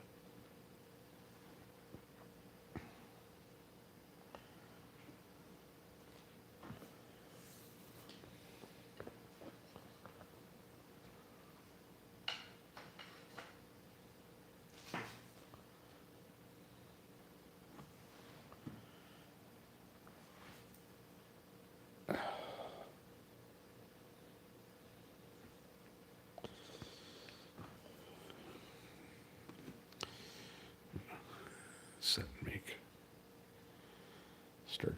Do another one of those.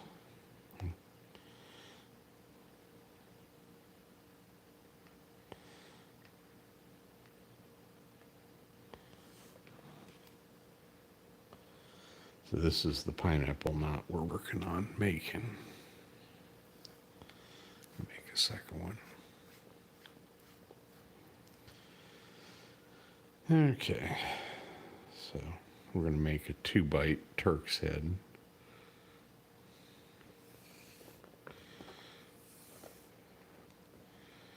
I'm going to go under.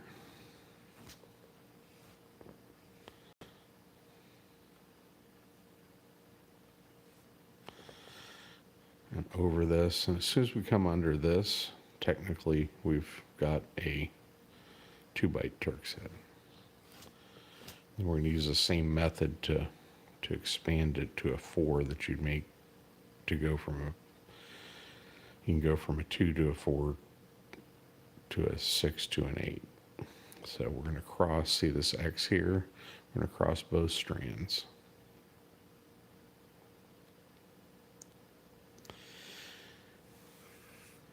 And we're going to go under. And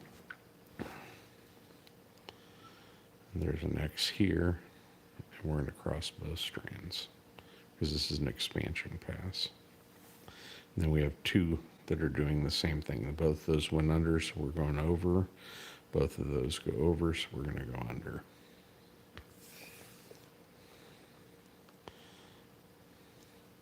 And then we go over, under, over, like so.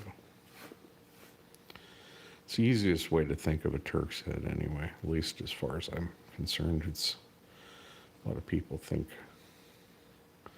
in complicated ways about these things. I like to have simple rules to follow with these things.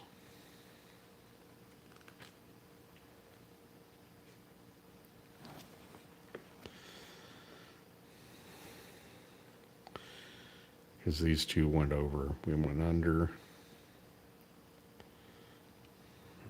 and we go over this, and we're back, and now we have a 4-bight Turk's head.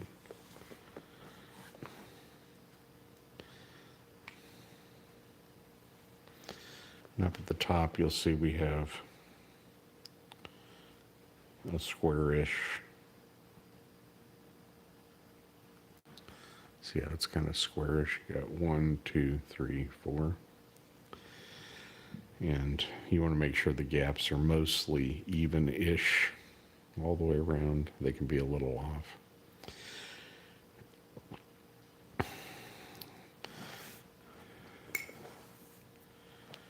And I'm going to go following this on the way up. So we're going to expand it to a 6. I'm going to cross that X at the top, leaving a bubble, because it's an expansion pass. So there's a nice bubble.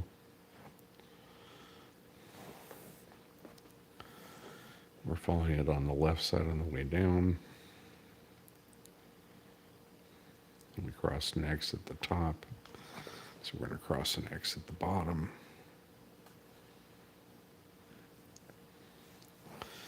So notice that these two are parallel and they go under. So we're going over this one. These two are parallel. We're going to split it and go under because they went over.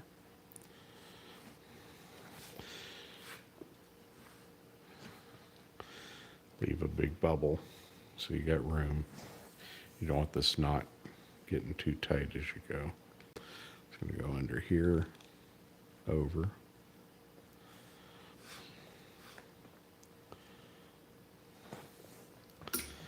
And we're coming out of the knot, so we go over, and then we got to go under here.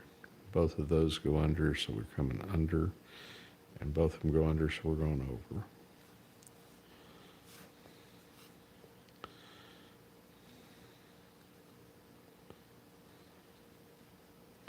We're not making any of this tight. So both of them go over, we go under. Then you have to move this bubble sideways. Both of them go under. So we've got to go over that one. Both of them go over. So we're going to go under this one.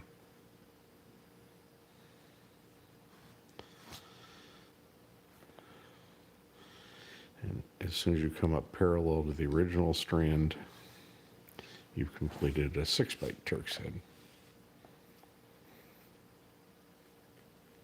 Okay, so this is kind of a mess, so I'm gonna jostle these around. Try and even them up a little bit. I'm not tensioning anything, I'm just bumping strands.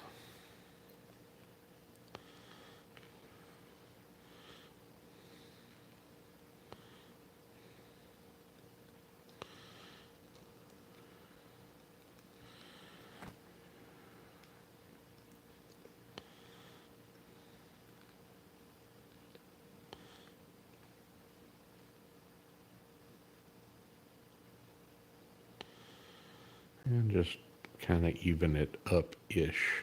I'm not too worried about anything. Perfection is not exactly what you need here. You just need to generally even it out a little bit. Okay, you'll notice that now we have a 6. So we got 1, 2, 3, 4, 5, 6.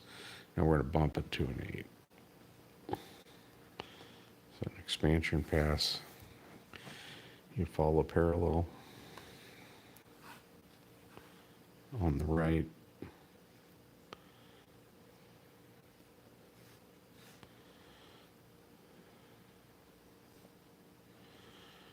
There's an X at the top.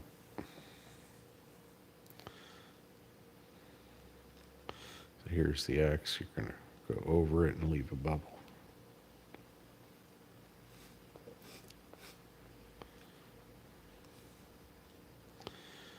That's enough of a bubble. You're going to pull it on this strand on the way down on the left side.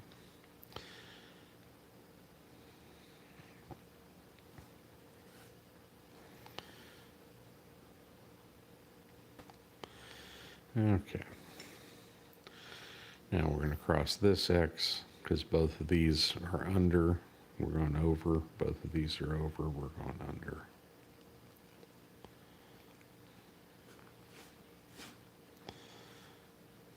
Leave a bubble. Both these go over, we go under.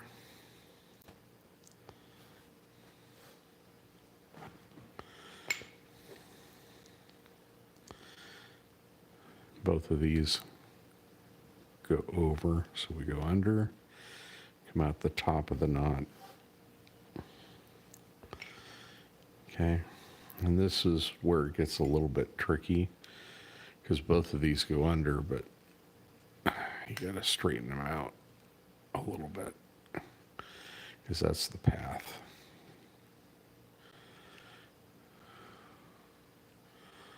So we go out of the knot, up into the knot, and do the opposite of what the running pair is doing.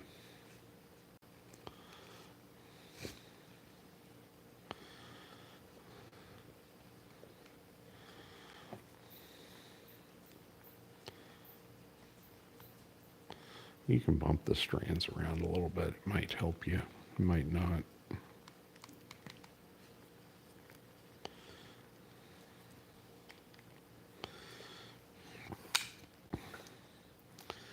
So we gotta go. Both of those go over. We're going under.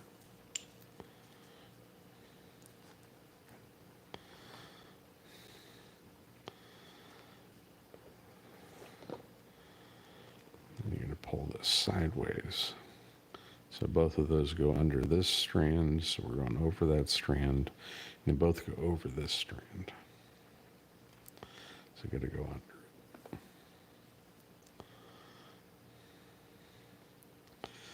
And now you've completed, as soon as you go underneath to where you started,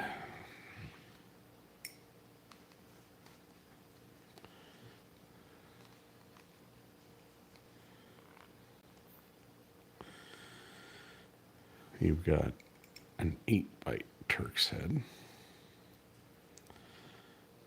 which is the foundational knot for this. So we got to clean it up because it's looking a little ragged.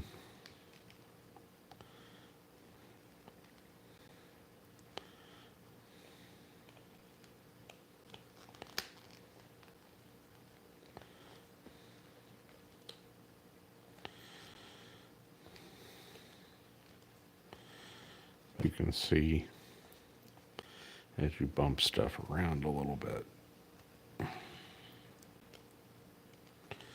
So one neat thing with a fid and a mandrel is you can kind of get under it and just even out the tension a little bit.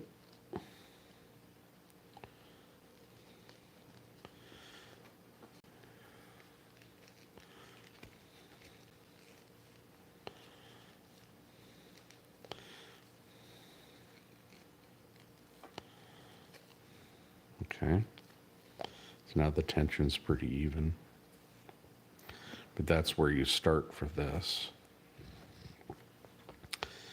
And you just kind of pop it off the mandrel.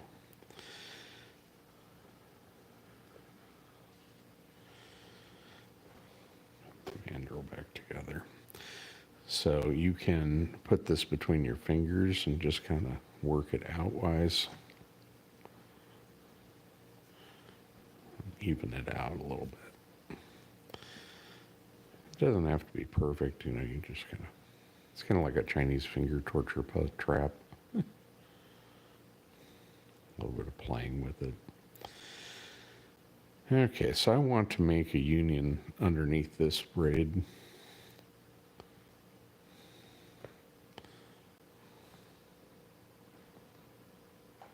So I'm going to grab my scalpel.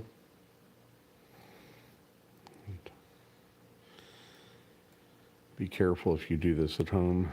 This is not for kids to do. Okay, and you push the scalpel in. I like to push it all the way through. Yeah, you want to be in the middle of the lace. So the slice needs to be at least as long as the, maybe a little bit longer than the lace is wide.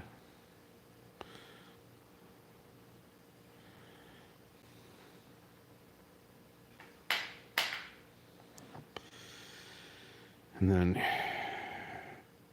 that slice will be down under here. So what we have to do is bring this under and up.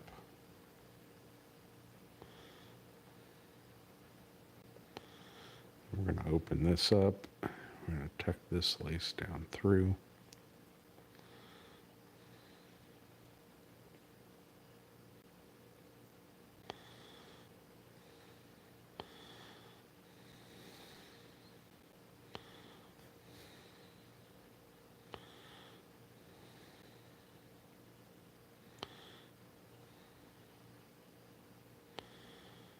Okay. You can tuck this down through, at the bottom. Tuck this inside like so. With any luck, you can line this up so that that little union will end up underneath. And then this tail, when you dress the knot from this point all the way around through the knot, you can seat the other, and it'll just leave a cross. It's one way to do it. Otherwise, it's hard not to double it. But here's an 8x start for one of those. Now we're going to transfer it onto a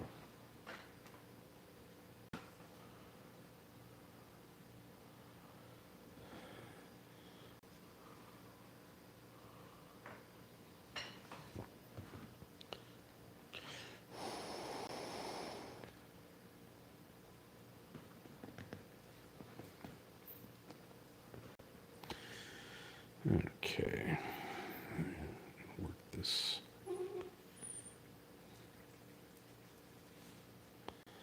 onto the form.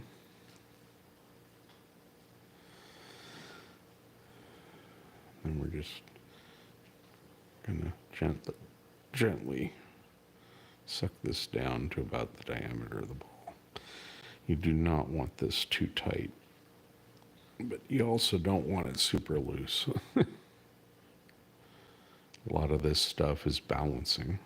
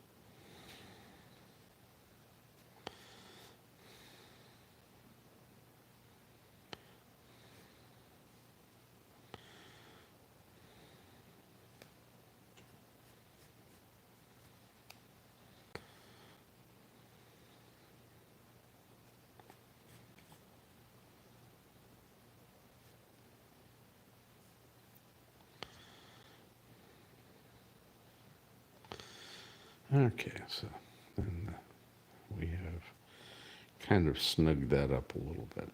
Okay, same idea. You can get your fit in here if you want, and you can kind of even this out. Is it perfect? No, but does it work pretty good? Yeah.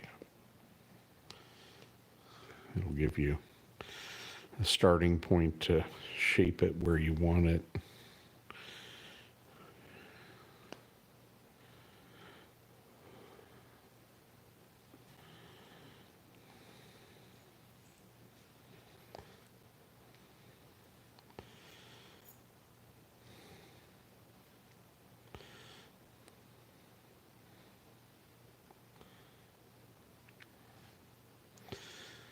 And I can snug it down a little bit more.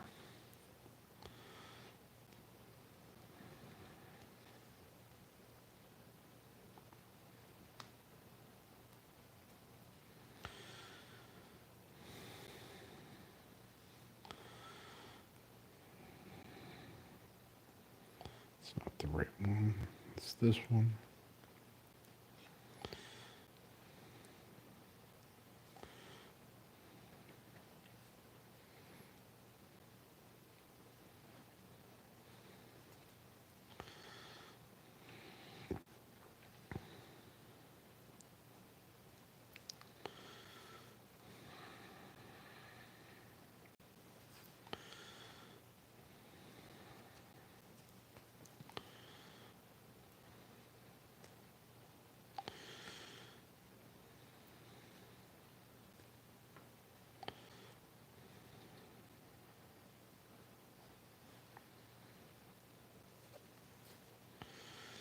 You're just kind of squeezing the air out of the knot a little bit.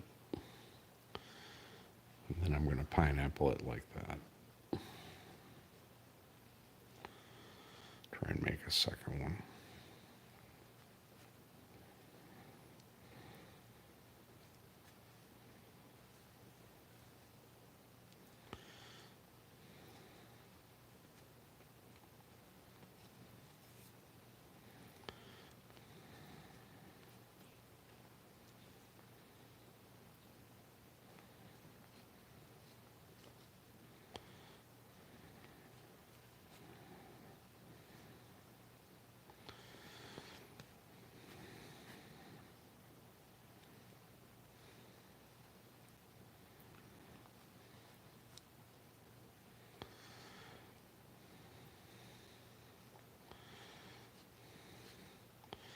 And my goal here is to get the shape where I want it with a bit of a ridge here on both sides and not so tight that I can't interweave the pineapple knot.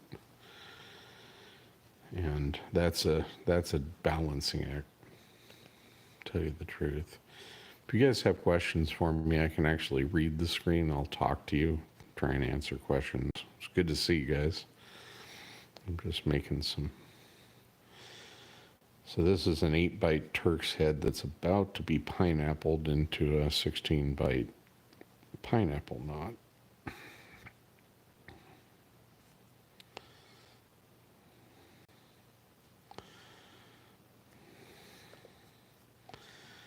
And I'm just sucking it down.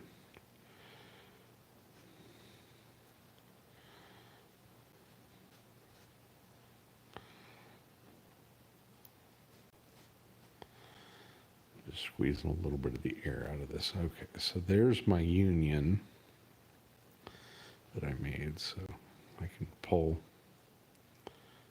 this.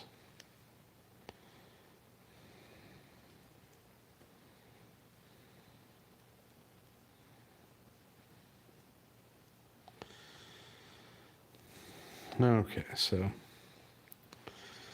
you can get in here and you can kind of just loosen it up a little bit, just even out the tension.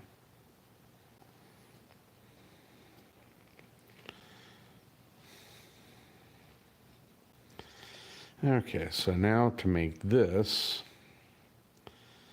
I've got to interweave a black strand through all this. So somewhere in there I lost the needle, but that's okay. I don't like big pieces of string flopping around, so I'm going to cut this off.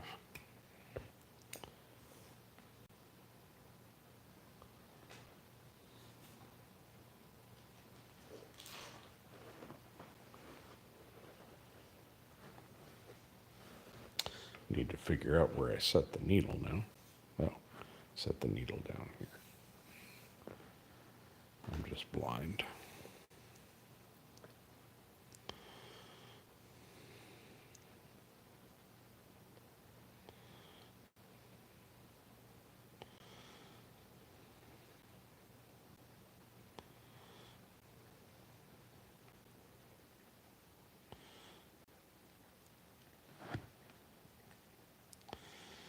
Okay. So I've got about 5 foot of string here. So if you pull on the first strand here, this is the strand here. So I'm going to go underneath here.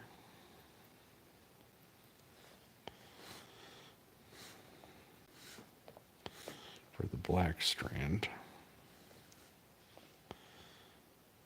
And I'm going to pin this black strand down.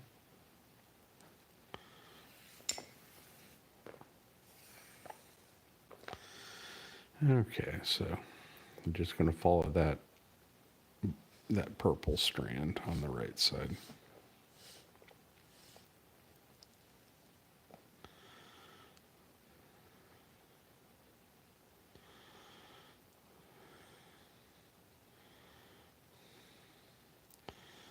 Just tuck it down. Okay. It's going over, under.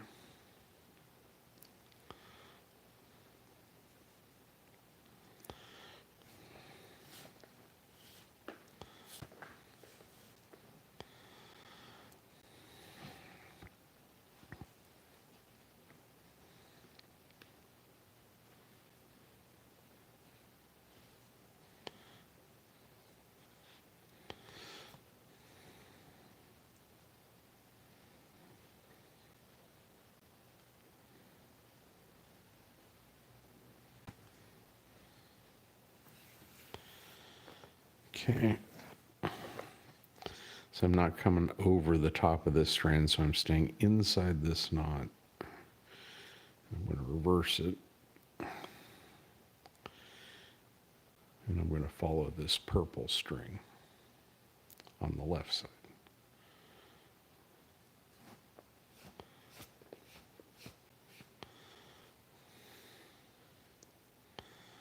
Okay, I'm going to leave a little bubble. Actually, this time I'm just going to drop the bubble. I'm just going to pull the bubble in. Last time I left the bubble.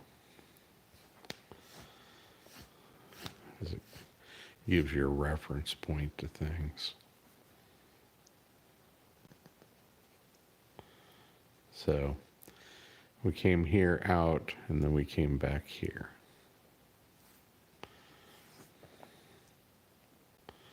We're just following the left side to the bottom.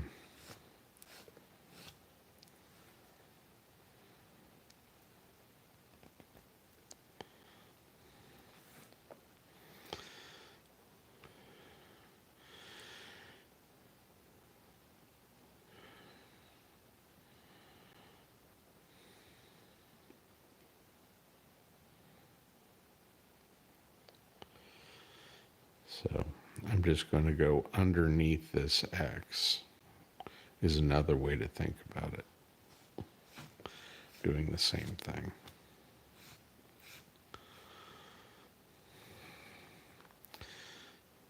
Just depends whether you want to leave bubbles or you don't care. I'm going to fall on the right side because I'm going towards that end of the knot.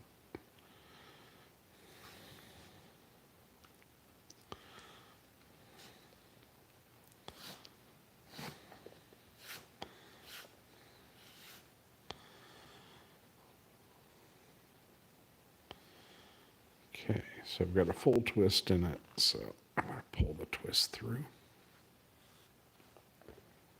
Find the needle on the correct side. Okay.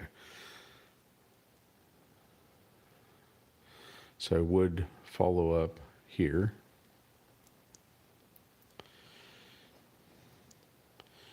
I'm going to go under this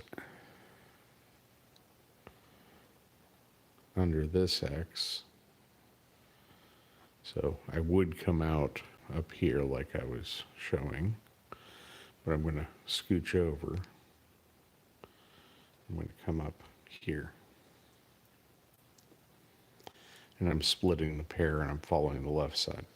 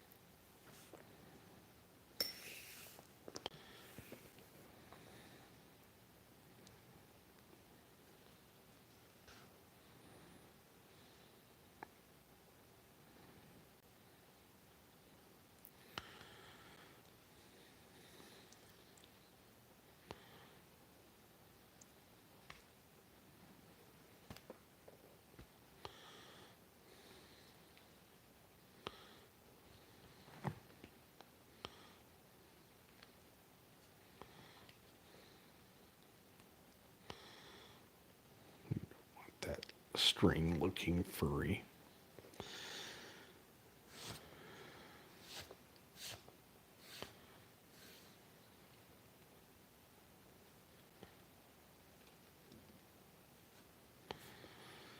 Okay, so I'm coming here.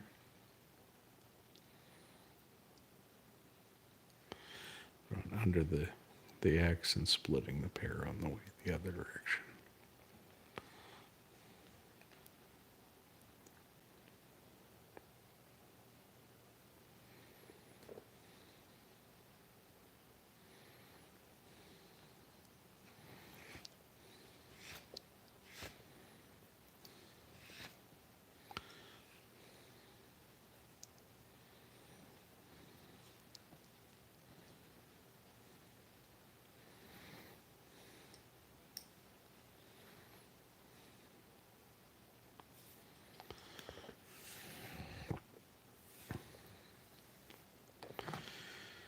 Okay, so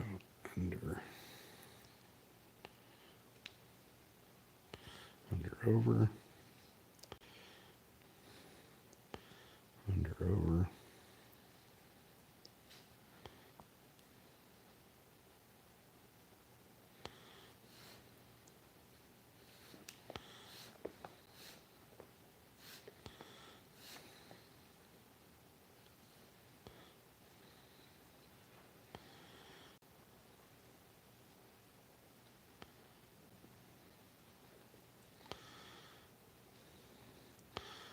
Under the X and splitting the pair.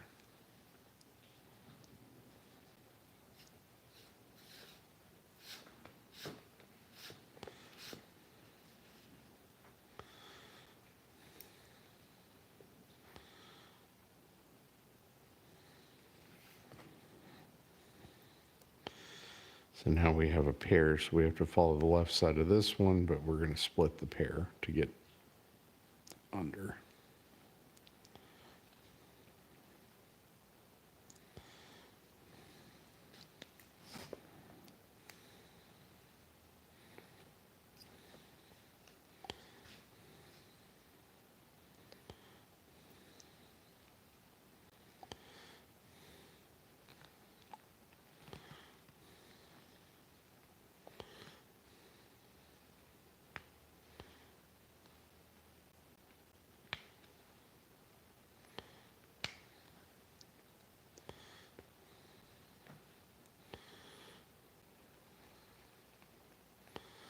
So that's the path.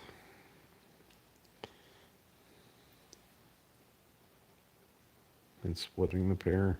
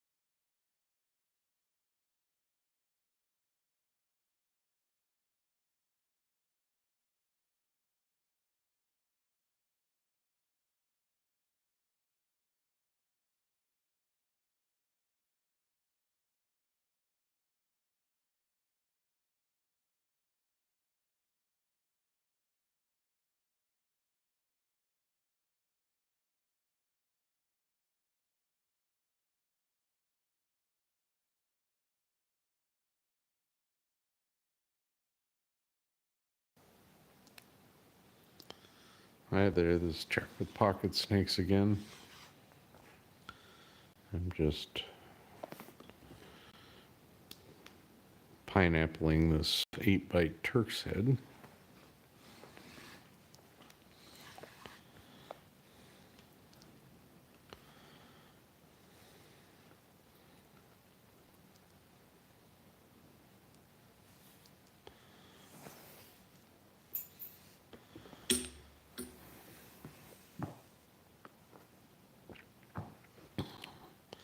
So we're going to go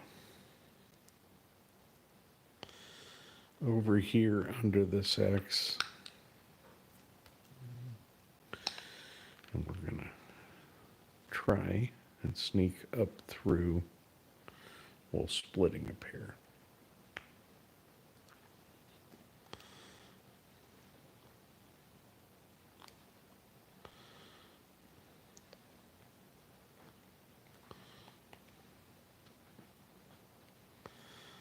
So that's the path right there. See that path?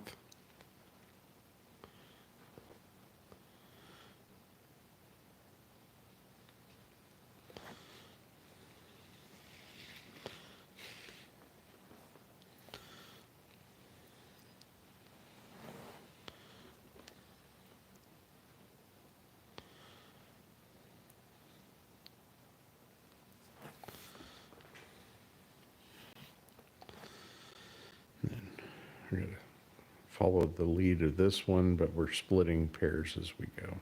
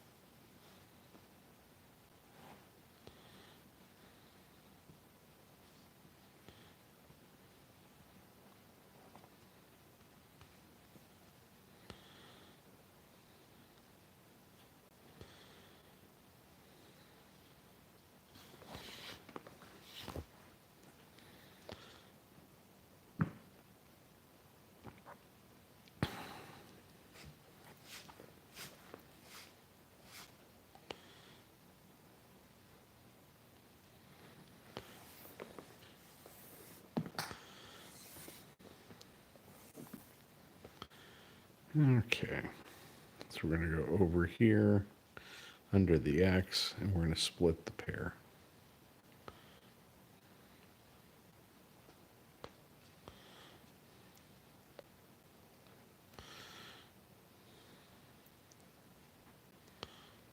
Which is that path right there.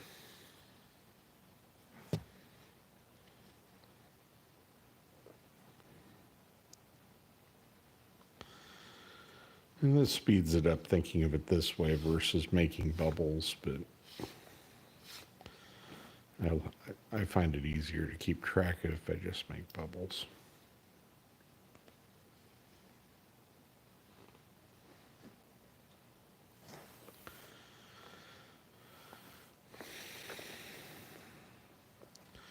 So now we're following this strand towards the foot. So we got to split the pair as we go under. So it's doing the same as the purple on purple.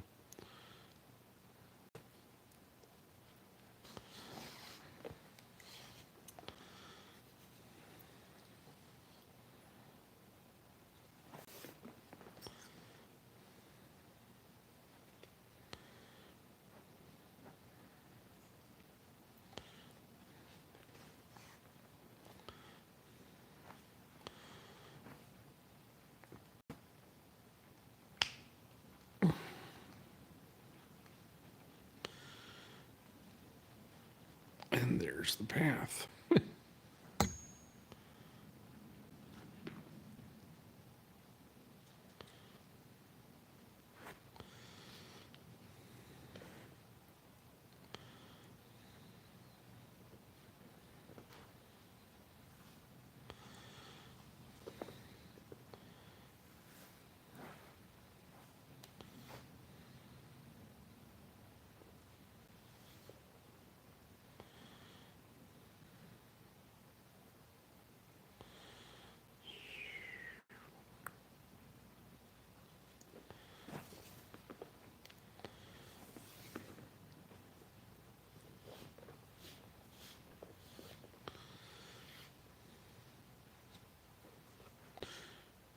Here, go away.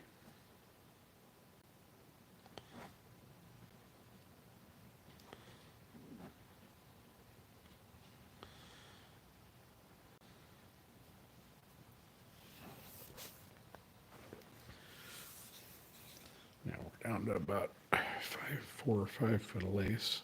So we're following the lead of the purple strand on the left, so it goes under this purple. We're splitting the pairs of black and purple as we go.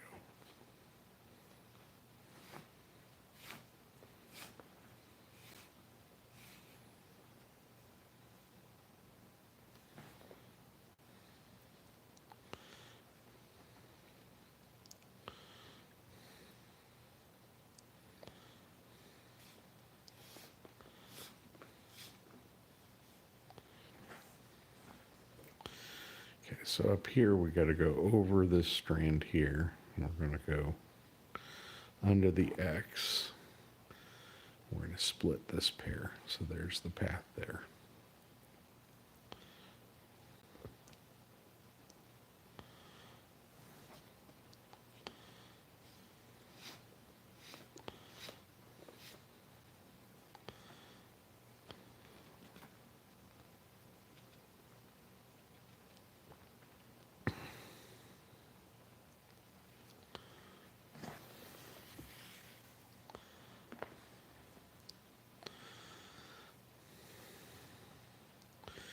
So we're going to split the pairs and follow the lead of the purple.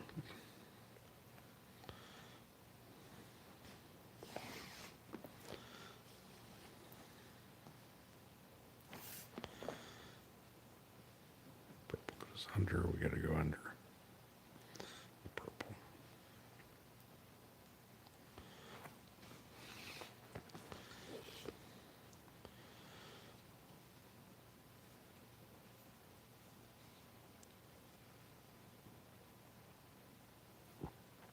Okay. So we're going over this purple. I'm going to go under this X. And we're going to try and go this path right here. So under the X, splitting the pair on the way back.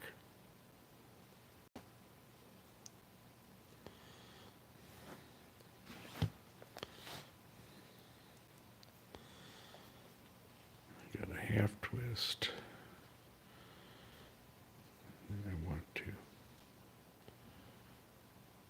I'm just barely snugging these. I'm not really tightening them because I'm not dressing this knot yet. So you have to split the pairs on the way up and follow the lead of the one on the left on the way up.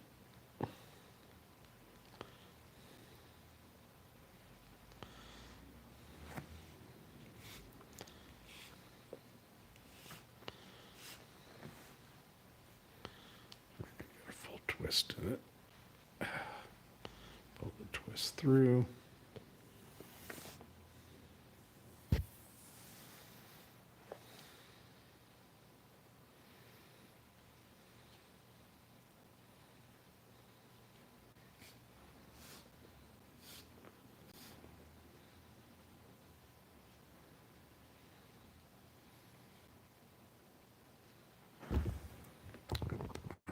Bumping stuff.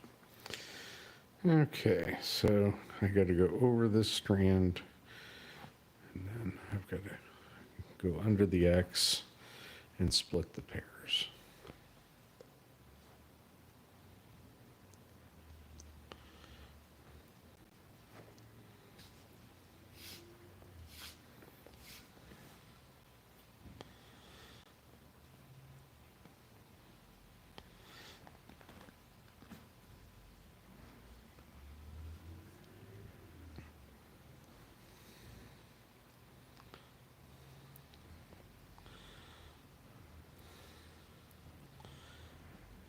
Whoops.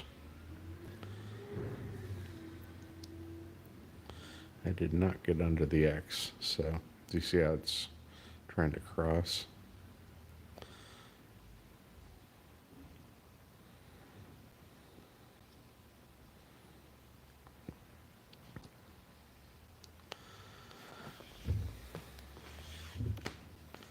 It's like a rubber band, stretched out leather. Okay, so I have to go over this, under that, under that. I'm not sure quite how I did that, but I did it good.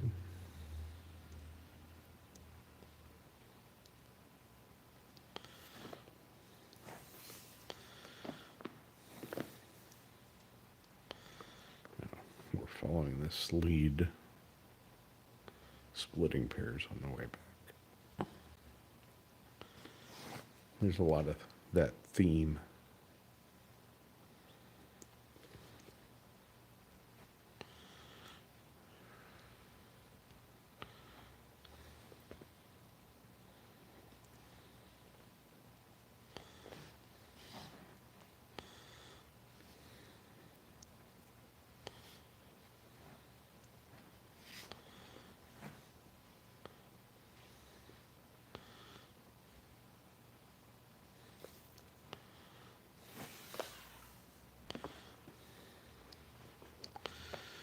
Okay.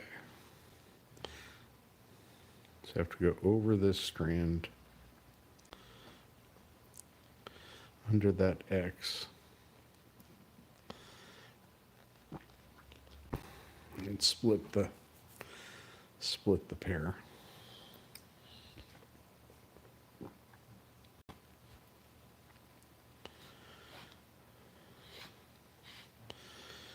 Don't worry, after you make a couple hundred of these, you'll get this down to where you don't have to think so much, but don't think I did this overnight where I could just, oh yeah, I can just do that.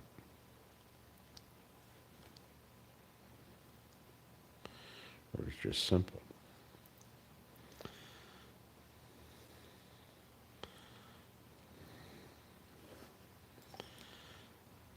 I'm gonna go up and split the pairs.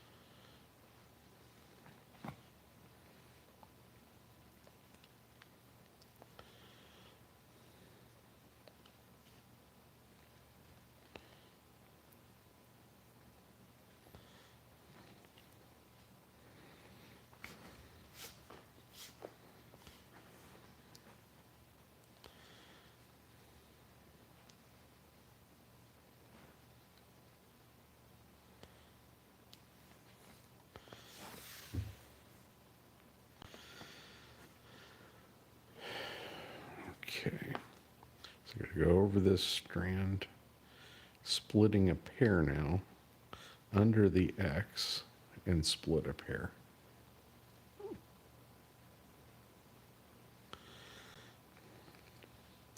So that's the path.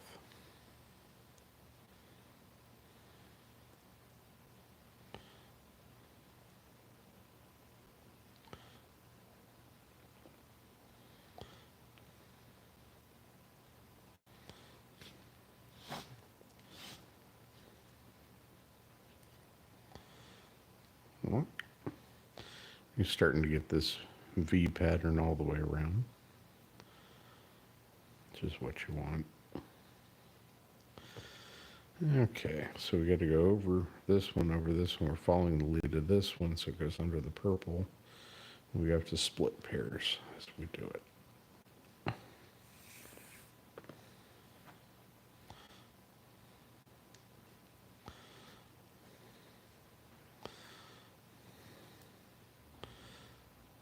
Split the pair, follow the lead.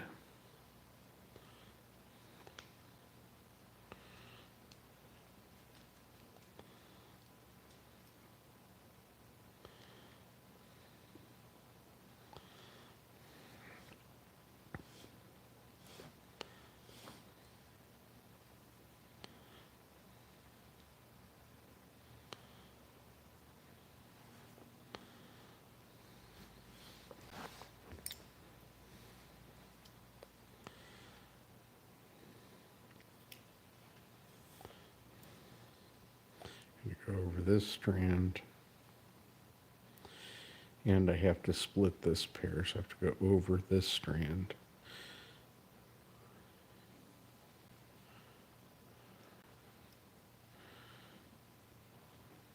I have to go under this X, and I have to split a pair over here.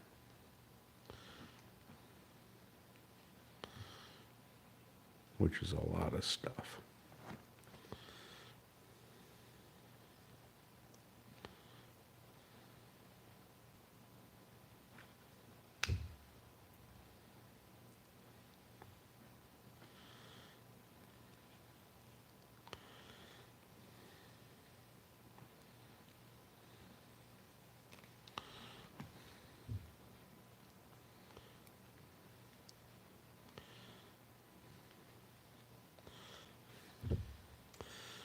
So that is my path. So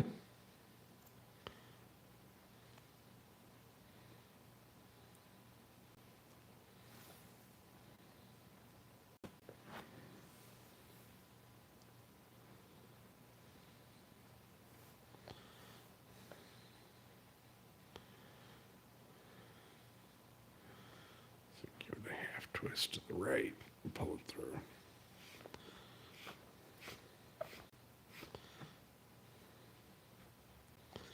Getting down to the last pass or two of this knot.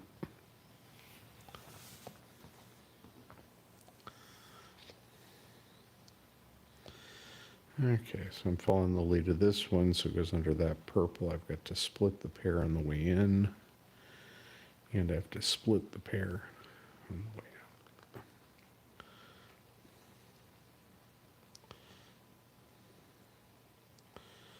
So, under two, over two, under two. And I am back where I started, so that's good.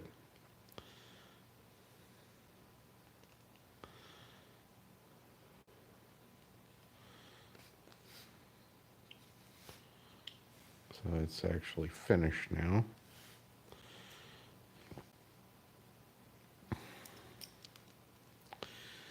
And then I can go over, under, and out.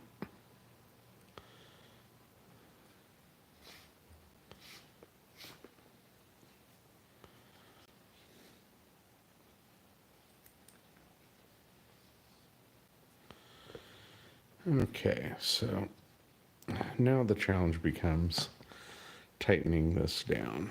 So if I pull here, it's this strand, right? Yes, so this strand is this strand. So I'm going to address this.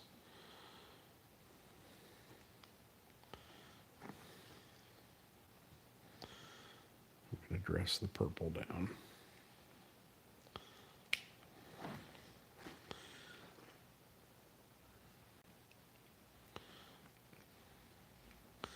Okay, this strand is this strand. Try not to whack you guys.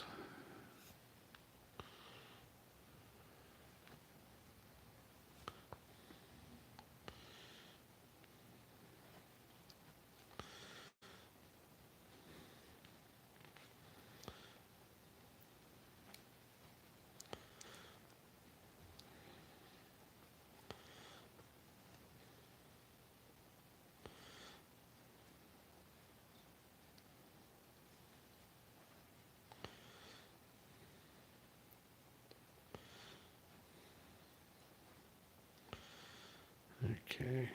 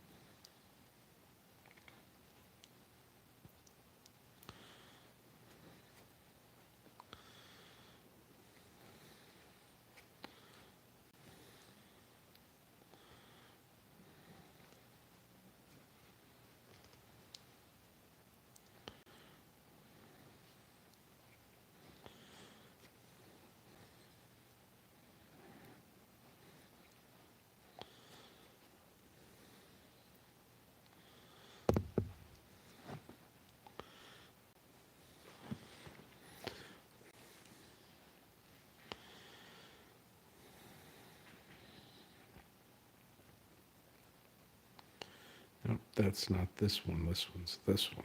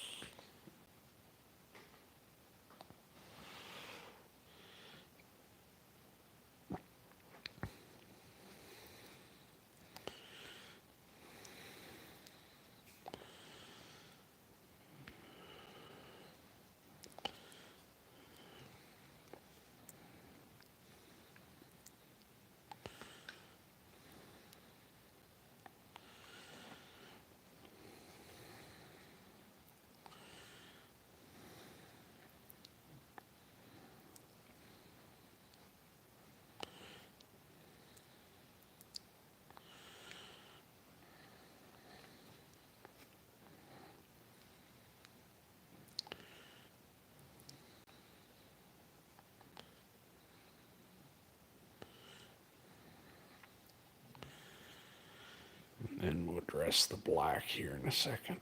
So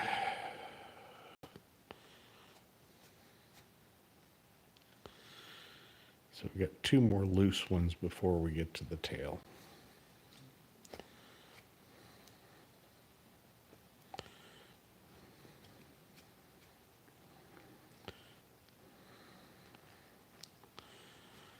I'm pulling probably 10 or 15 pounds on these strings, maybe 20 pounds on the ends. So there's quite a bit of tension you're adding and compression you're adding onto the bead. If the bead is wood, it's going to dress different than if it's on, in this case, this is a silicone rubber base. So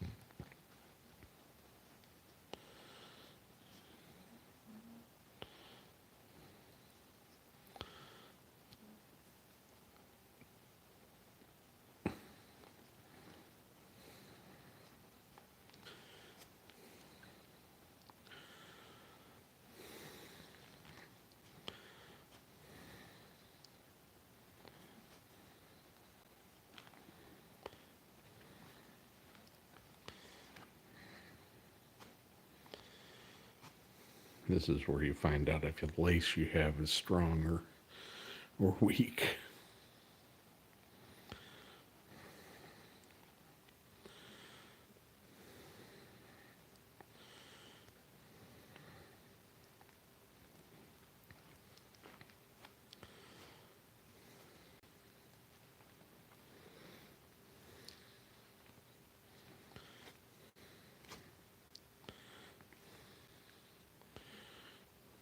Okay, so there's a union up here.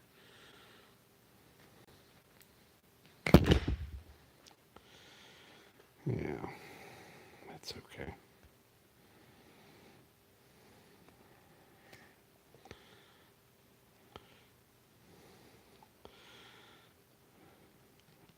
Because the Turk's head's going to start and stop at the same place. Okay. So I knocked myself silly, so I'm going to show you how you fix this. Because it's okay. It doesn't matter because we have the two opposite tails facing.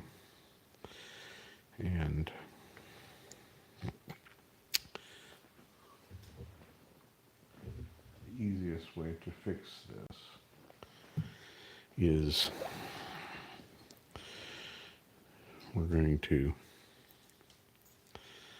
tuck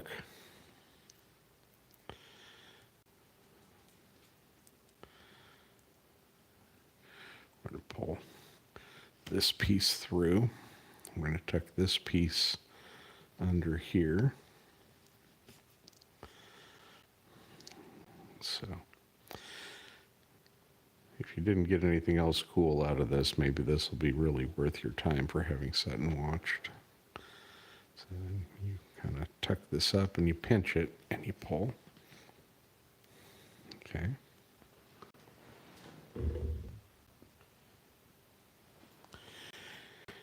And before you pull that one all the way through, you're going to take the other one. You're going to cut a longer feather.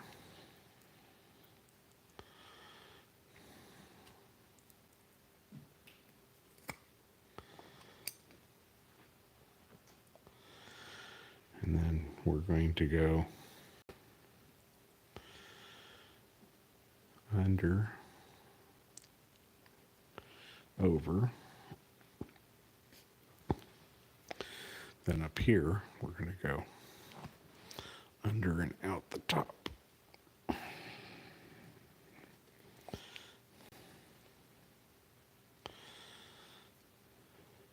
we're going to tuck this tail.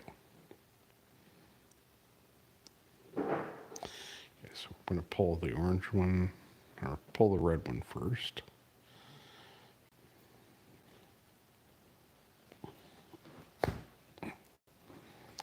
So now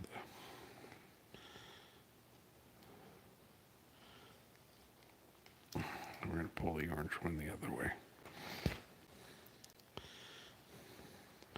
Then we're going to work our fid magic just a touch over so that it hides it. Isn't that cool? So that won't ever come undone, which is nice. Okay. Way too many tools, way too many tricks. But in all that, I dropped the other ball to compare it to. Which is just fine. Okay. So I'm going to tug on this. This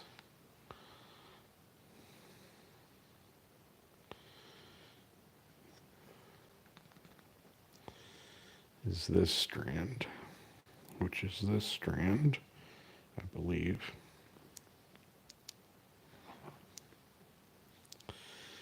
And then I'm going to just dress the black strand around. Just taking up slack and making it a little more proud, more prominent.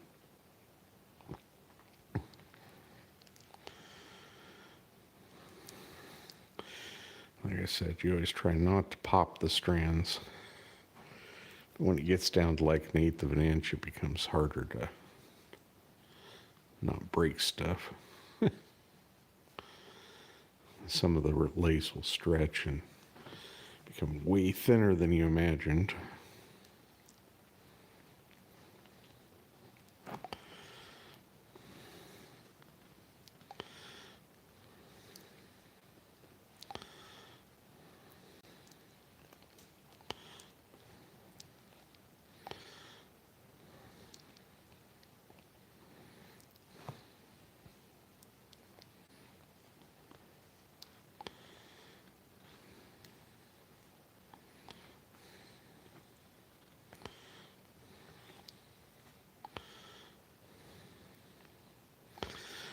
What's nice is this really evens up the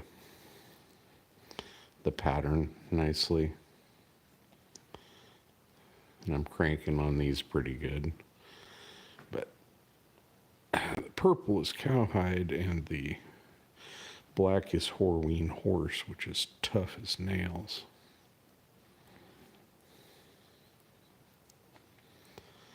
Horween's out of Chicago. They make some great leather.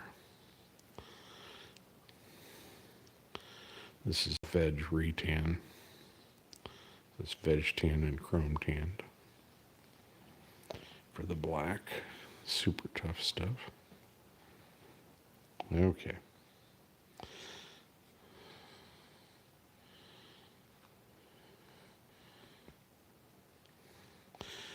Okay, so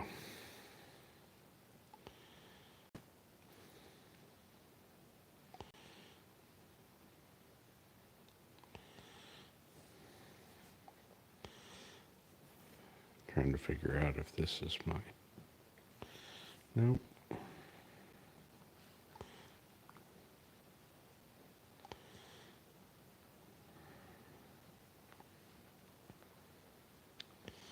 Yeah, it's just that tight. So I pulled that one at about 50 pounds. It's pretty freaking tight lace. Just don't break on me, that's all I'm asking. Just tighten up and snug down.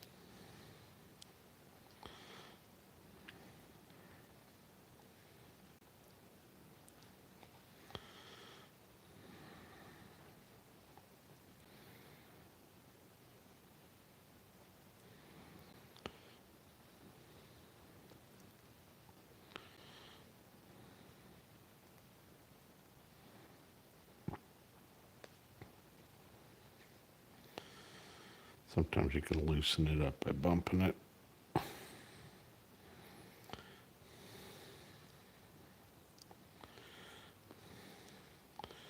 Now we're coming back around to the last pass, or the first pass, however you want to look at it.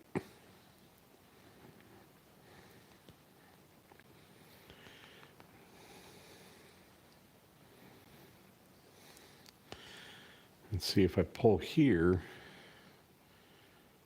I'm not sure. No, I got one more pass around. Don't break.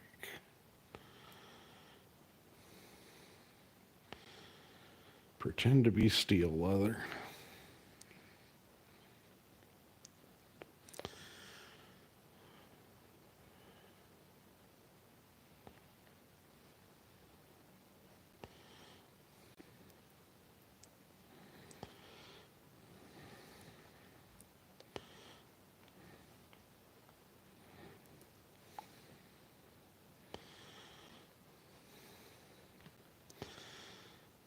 Okay, so this and this are connected.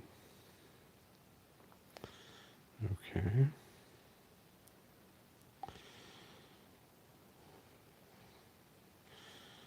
Okay, so maybe this and this. Yep, that's the end of that trace. Okay.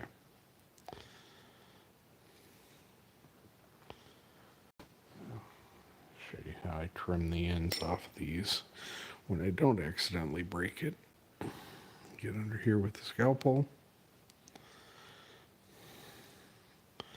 Put some tension on it, get under here with the scalpel and just rotate it.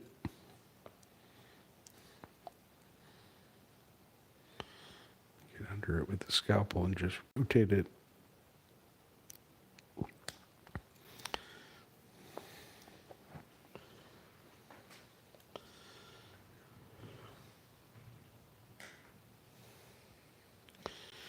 And then you can kind of tuck your ends underneath. You can also lift to recenter stuff a little bit.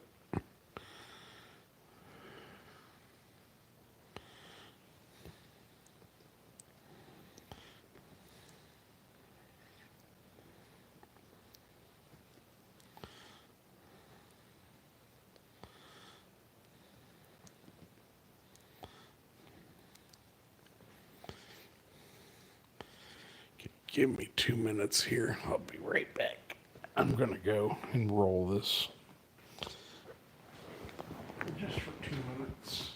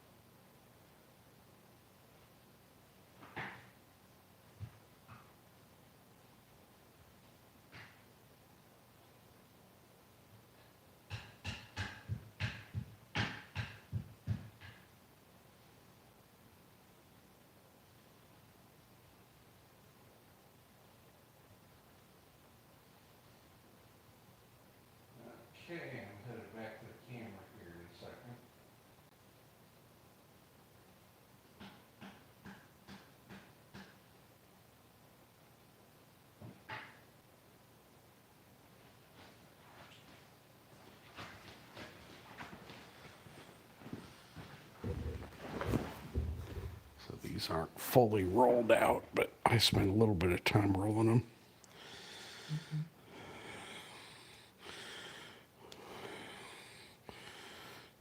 Tuck any furry tails.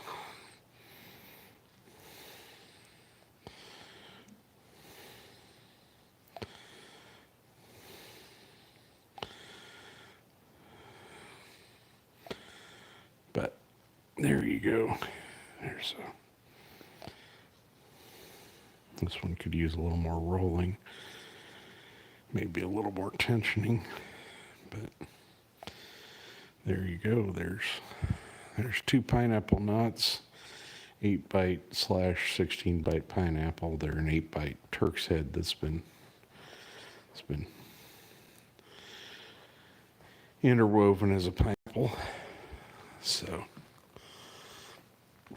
and 2 knots only took me 3 hours and 3 minutes, including a little bit of rolling. So this one was the second one. This one was the first one. I could probably spend some time tucking it a little bit better, tensioning it, hitting the tension a little bit more. That gives you an idea. You're going to make some little slides or knots. That's an 8 bight Turk's head with an 8 bight interweave, making it a 16 bight pineapple knot. If you want to make yourself a couple, it's going to take you probably 3 hours to do these, unless you are faster than I am, which is entirely possible. I'm not the fastest at this, and this still needs, like, I need to roll this for 15-20 minutes. And you can feel there's an area where it's doubled, where it creates a little bump. This one doesn't have it because that bump is right here, where it's tucked under.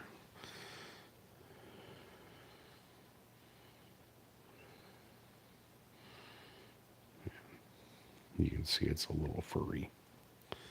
That's okay. Anyway, this Chuck with pocket snakes. If you like the stuff I do, please subscribe if you're interested. You're always welcome to message me, see if there's anything you want me to do or try and show you guys how to do, because I'm sharing what info I have on how I go about doing things. Usually a couple different methods. This video has 2 slightly different methods of doing the same thing, and different ways to think about it to make this job easier. But I will post this under my leather working videos, and it'll give you some idea as to how to make 8 bight Turk's heads interwoven to be 8 bight pineapple knots. And you can play with doing it different ways, but give you just some idea what you can do with a little bit of consistency.